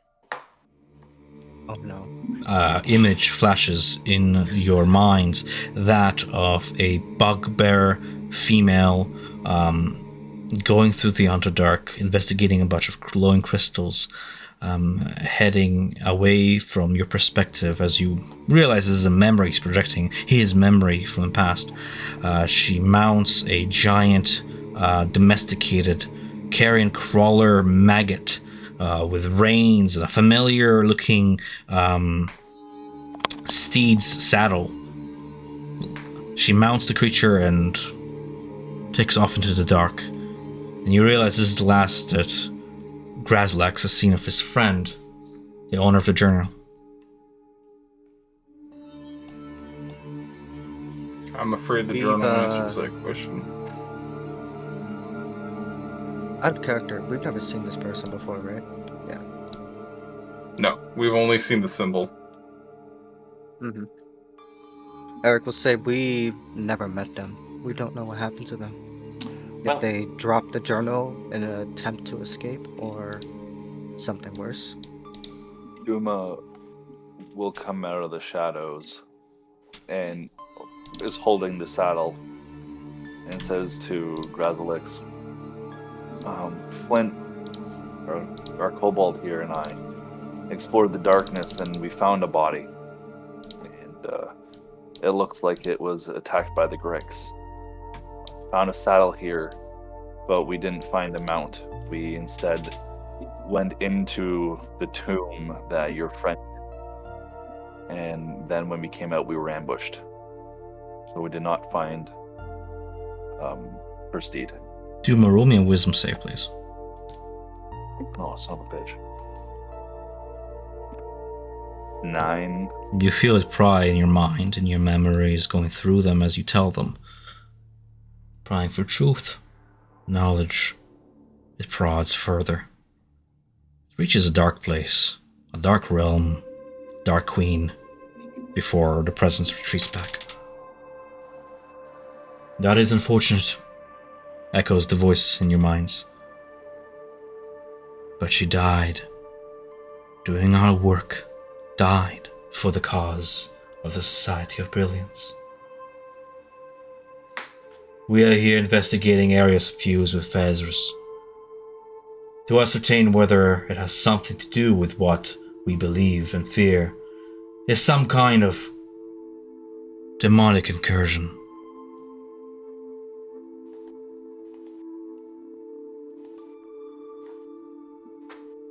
I am pleased to see that you prefer diplomacy and debate over violence. Most who see me flee or attack in a panic. He caresses one of his severed tentacles, bejeweled in gold at the very tip, where he has lost one of them.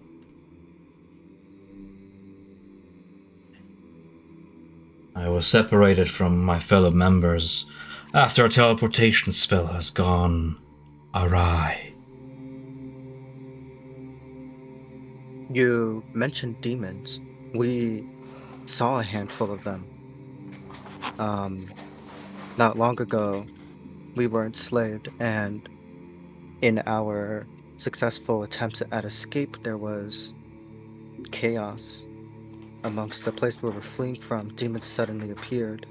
Your speech You know something about is that? way too slow for this creature as it cocks its head sideways and too prods your mind, already going through memories. As you talk, it prods further and further beyond your words, understanding. Yes, this incursion, this demonic presence will spread, I fear.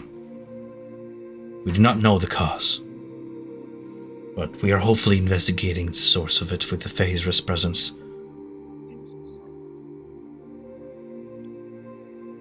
But that can wait a while. I am here to help. You appear lost. The destination you are headed to is far from here, and quite perilous. I can aid, should you wish to take my help.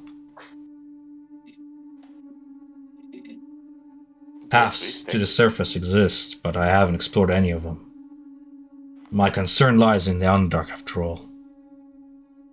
I suggest you look for a guide in one of the Underdark's larger settlements, such as Bliggensten or Grakelstuch.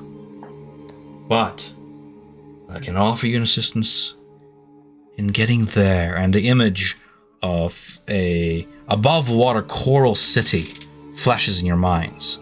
The Fishfolk settlement. For I know of the place.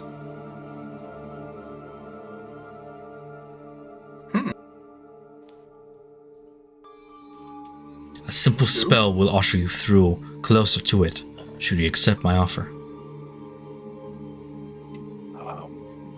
I personally would gladly accept your offer. We have comrades that are back by the fire, But before we went, we searched this area for items. That's what we first came here to try finding some gear to help us with our perilous journey. I can spare what I can of my personal belongings. 2 days' worth of provisions in exchange for 1 gold apiece. I believe that would be a proper settlement among you folk. Definitely. I will equally take your goods as well.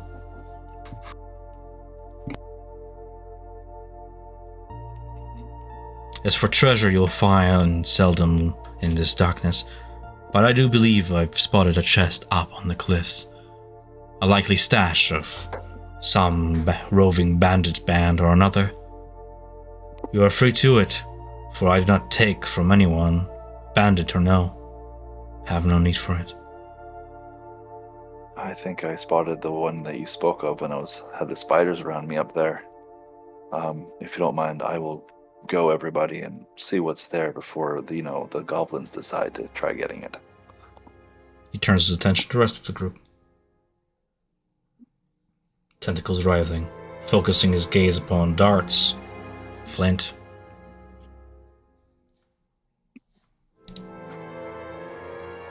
Can I help you? You too have a hunger, don't you?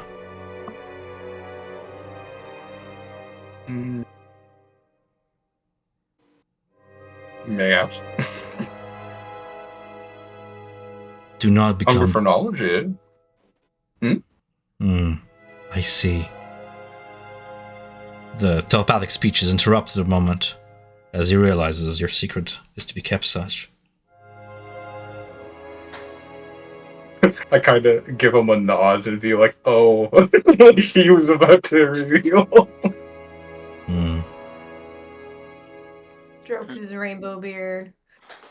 Yup. It's the perfect cover. Does any of you guys have... Distracting method. You say that you are a society. Where are your other members? We were separated after an incident. We attempted a teleportation ritual in an area suffused with Fezris, but we were separated. Like a brain severed, we do not operate well alone. I hope to unite us. I've been calling out to the darkness in my own way, but their minds have not answered me yet.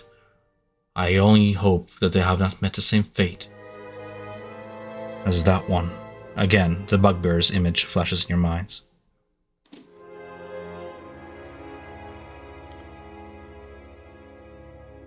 Maybe we'll find the rest of them. You are tagging along, and you don't know where they are, so maybe we find them together.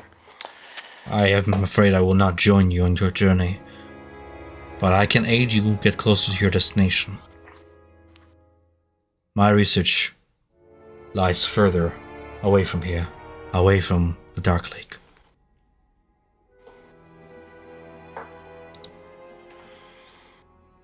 When you are ready, I will have you gather around me. I shall usher you forth. But know this, the spell has its own dangers, for the Underdark is treacherous. Even here, I can feel Phasris suffusing the air ever so slightly, spreading. It might interfere with the spell, but if you would take the risk, it will cut you days of journey and perhaps save a life. In exchange, I only ask that you leave the carcasses of these spiders here, for I must sate my hunger. That's all you want for your help? Some things are worth more than others, human.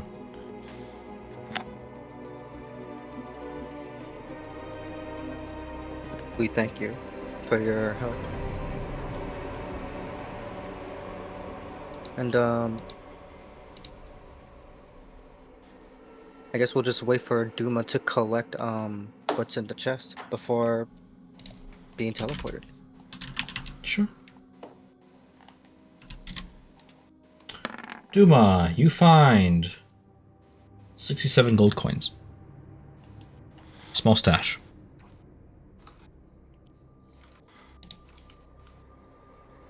You said you don't know what's causing the demons to appear, but do you have any suspicions? The phasers, yes.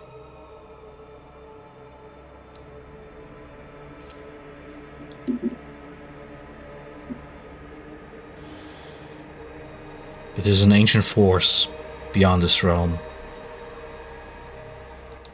Not born of here, but born of ancient Netherese magic. The same magic that has made this place.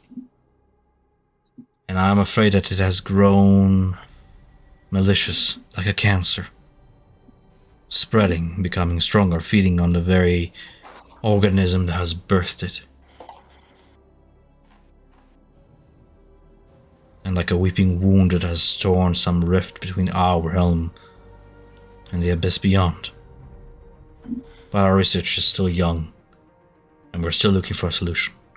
Any findings you will find, we will appreciate. Should you find another one of my society members and report back your findings, that would go a long way.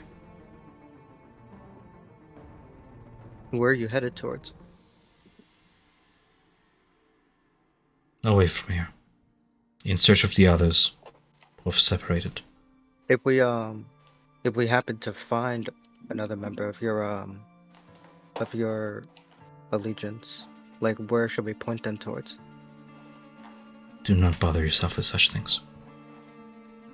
Okay. Try and survive. Escape this place. Save your lives. Leave the Underdark to those who can handle it. Return to your world, as I shall return to mine. That's the objective. Get out of here. Whatever this demon nonsense is, I want nothing to do with it. Okay. Should you wish, he offers to teleport you closer to Sloop the Loop. There is a chance of mishap or landing off target, but if you wish to risk it, he offers his help. What's the fun in not taking risks, eh? We risk it on Shushar knows the locations. Risky for the biscuit. Yep. Is there anything you wish to do before you leave?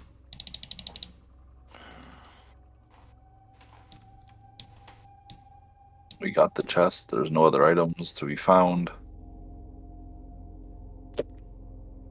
Brooke Gather would like everybody. to harvest some spider silk to bring with them.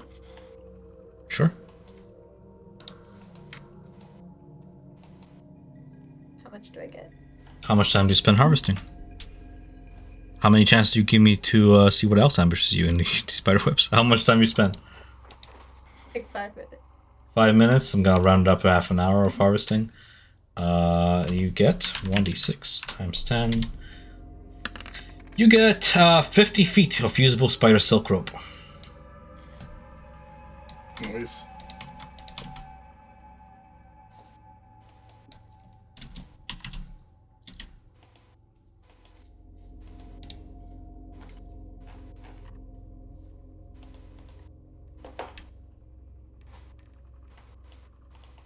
Do you guys accept his teleportation?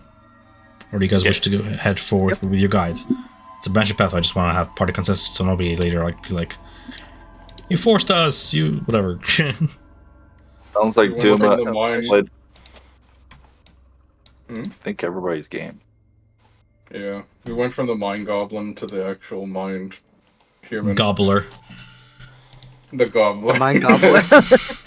Goblin. Exactly. 2024. You can't shock players with mind flayers anymore. Alright. Everybody gathers around for a teleport spell? Yep. Okay. Everyone With holding our hands companions. with their buddies. With That's our consumed by Okay. As the fire. as the goblins fare ye well, taking their payments for a day's travel, they are going to go ahead and step outside of the border of the circle and wish you the best. As the illithid begins to hover above the ground, gurgling his spell and closing his eyes. The air begins to reverberate in your ears, and with a deep thrum, and something else begins to eat on magic at the edge of it. I'm gonna roll a d100 here and see what happens. Oh shit. Fortune be with you. Can everybody make me a DC 15 Constitution saving throw as your bodies take the initial push of a spell as it blasts forth from this Illithid magician. Natural 20, 7, 7, 7, 9. Nice. So just Duma and Darts, you take 3d10. Duma and Darts, you take 14 psionic damage as the spell reverberates out and lashes out because of the feathers throughout. The rest of you guys should be fine though. And the party arrives at a location on the shores of the Dark Lake with a stoop-de-loop within sight. This was probably one of the best things that could have happened. Well, Does like a body just appear beside us? as the teleportation ends, all you see is Duma on his hands and knees with his mask above his head, coughing up a crap ton of blood, and he is looking rough, and he is quivering, and his legs and arms, he's just laying there heaving and breathing, barely surviving the teleport. Okay. So you felt Eric's that looking too, at Duma. He's like, "What happened to you?" He didn't feel anything. He's Like, what's up with you, man? 2 speed, Jesus. like, yeah. We all got teleported, and we all get teleported, and I just see Duma's like seizing on the floor. Like, you okay? We all experienced the same teleport, right? Dart, I just shoot him. Oh, I did. That's why the moment we got out, I was like, ow! And then you want another heal there, buddy? Shoot him. oh, please.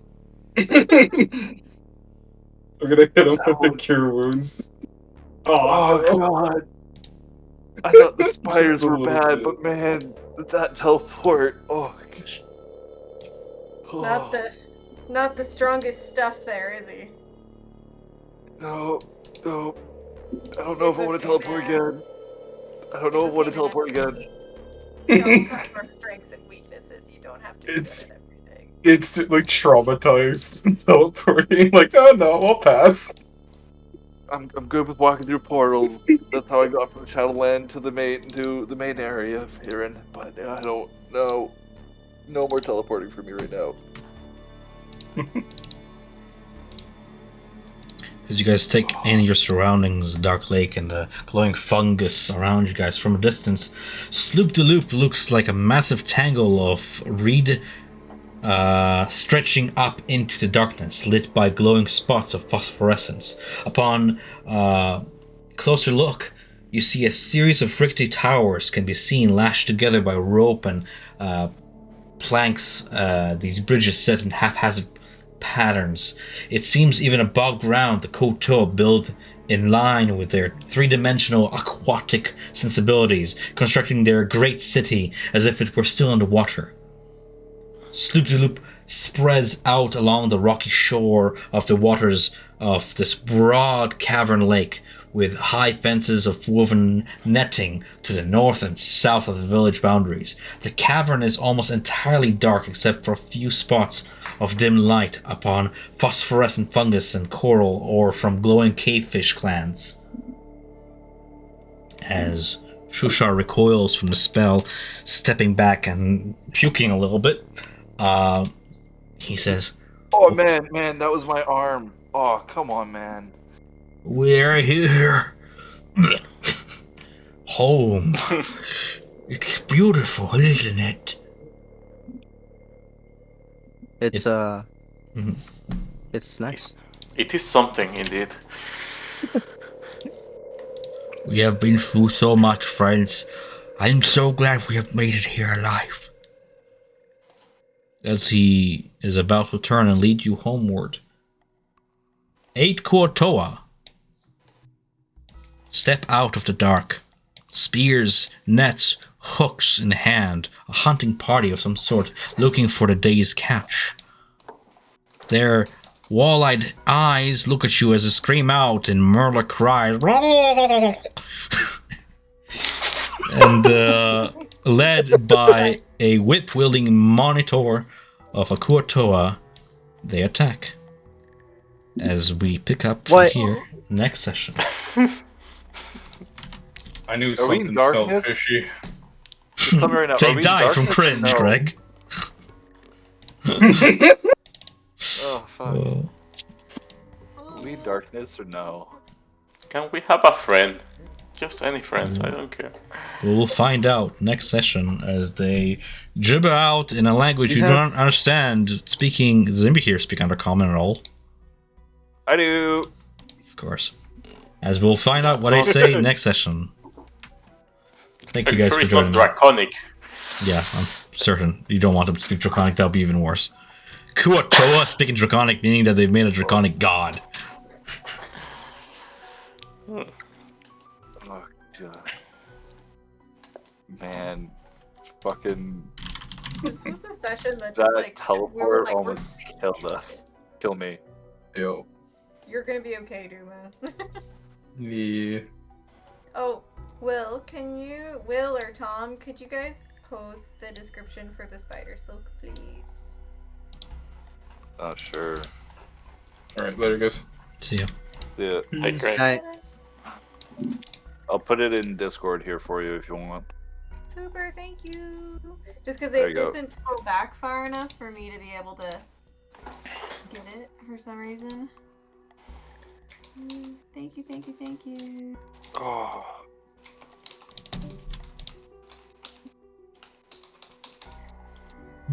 Sloop to dupe. How do I spell that? Sloop dupe. Is it how it sounds? Get down. It's on the chat, but I don't really know. Let me look. Sloop-a-doop.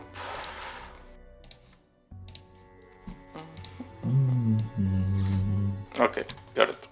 Are you steering in Roll20? I am. This is Loop-a-loop. Oh, thank you.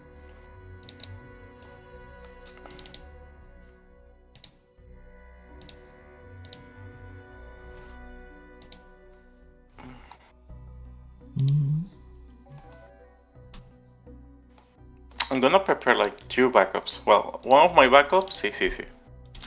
But I think I need a second character just in case. Next game title for me is Skirmish of Sloop to dupe. Yeah, a fish folk. It will be a barbarian. I instinctively called this something, which I called it just the Silken Path. Was what I had called this right at the beginning of the session. It's always fun to go back to just be like, what did we call each session? Session 1 was, what, first day in prison. It sucked. Session 2, gathering supplies. Session 3, the march begins. Session 4, Oh, Tomb Raiders. Death. Session 5, ambush. yeah, we have similar titles. I have prison camp for session 1, escape for session 2, session 3 is the runaways, session 4 the Tomb of Bryce's Keen, Keen ambush and escape is session 5, and then yeah, skirmish of Sloop to dupe is number 6.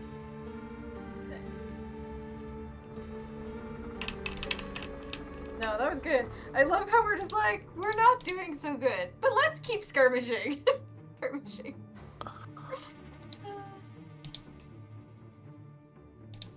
Oh. Thank you guys for awesome session. We'll see you all next week. Bye-bye. Sure. Take care, Meg. That was a lot of fun. God, I love how dangerous the Underdark is. That's good. My tiny kobold is being... How's it? Oh, I forgot. My English is going down at this moment. Tunnel visioned. Yeah. I Totally. get it. You're in the front lines for a druid. He's not scared. He's tiny. People cannot see him well. You're a ballsy 4-year-old kobold. Yeah. If we are in Fezzer and he ages under 4, does he just go back to an infant and die? Guess we'll find out. Oh god, let's not. It will be funny though. Just vanish from turn into a little amoeba. Ivan, do you remember what happened last time to a member of the Society of Brilliance when they tried to do whatever magic and they didn't rule in 85? Do you remember what happened? I do not, but I... You already forgot the previous campaign? Yeah, like I blank it. Like it doesn't exist anymore. You know what? I totally get it. Like the only thing I remember about that campaign is the spiders, you know. Spider bait, where is he? Hey, at least we saved your goblins. Mm-hmm. Damn poor guys. They were just doing their work. They survived worse. I mean, if they have been 20 years doing this, yeah, I bet.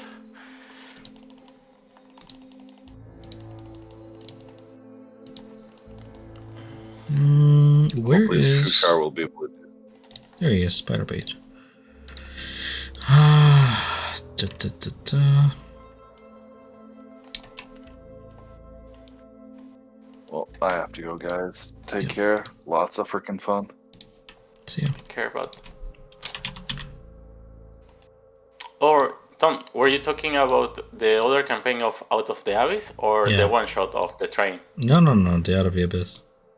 No, I don't recall at all. Don't worry about it. I'm just making a joke, but honestly, it's fine. Yeah.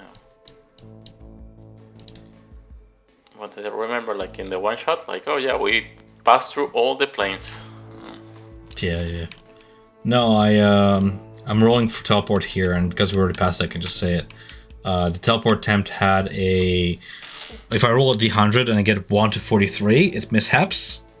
And you guys take a massive amount of damage and I roll again. And that can just happen forever until you guys die, if I keep rolling low. If I roll 44 to 73, it's off target. You guys land like maybe a day away from Sloop Loop. But we still cut a little bit of the distance. But 74 to 100, you guys land on target to where Grezilax knows the location to. Okay.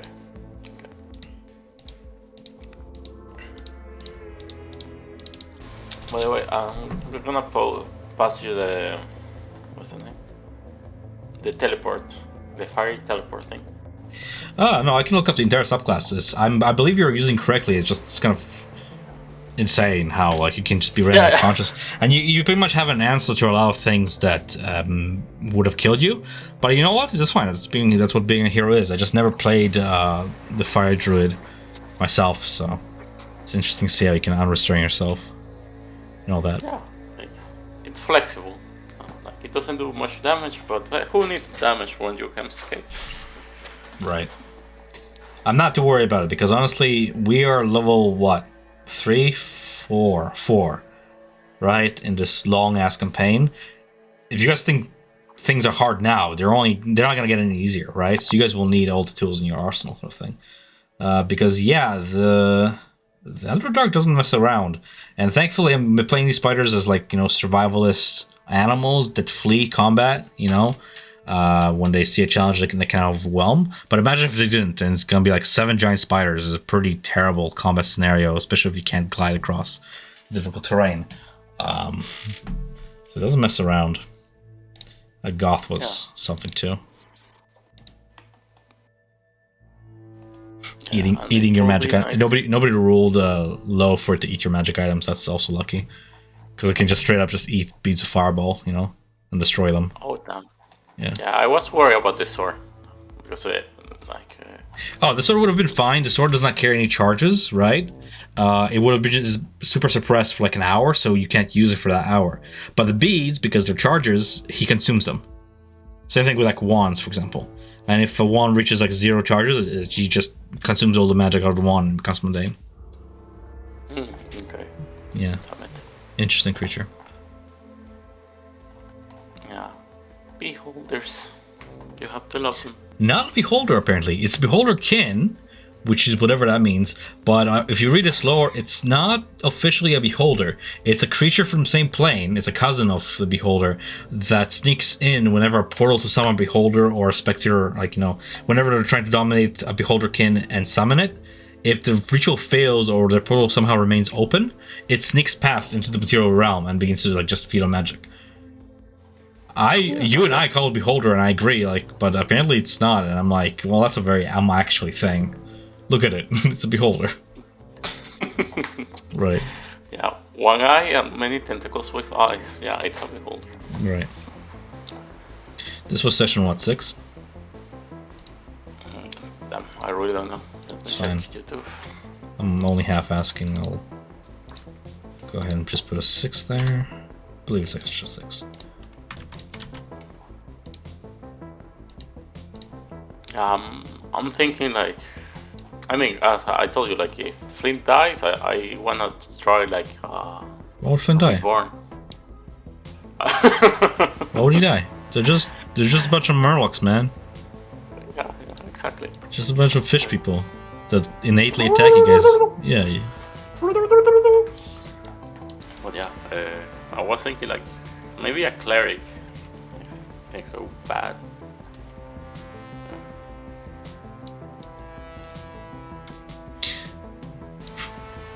Beholder shows up, nobody panics. Baldur's Gate 3, you did not do your job correctly. Mind Flayer, yeah, Mind Flayers, yeah. Like Eric was like too casual, and I was like, I'm gonna call him Kraken. Like I never seen one, so Kraken folk. Well, I guess you were just tired toward the end of the session, didn't want to interact with him much. Yeah, I was tired. I'm Same. a little down. Yeah, toward the end of the session, I'm low on energy.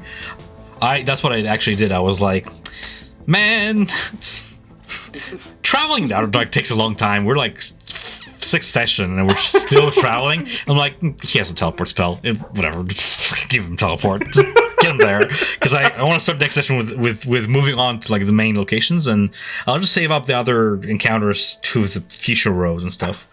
And especially since the party honestly wanted to cheat, or not the party, but mostly Duma wanted to cheat the goblins. The loot.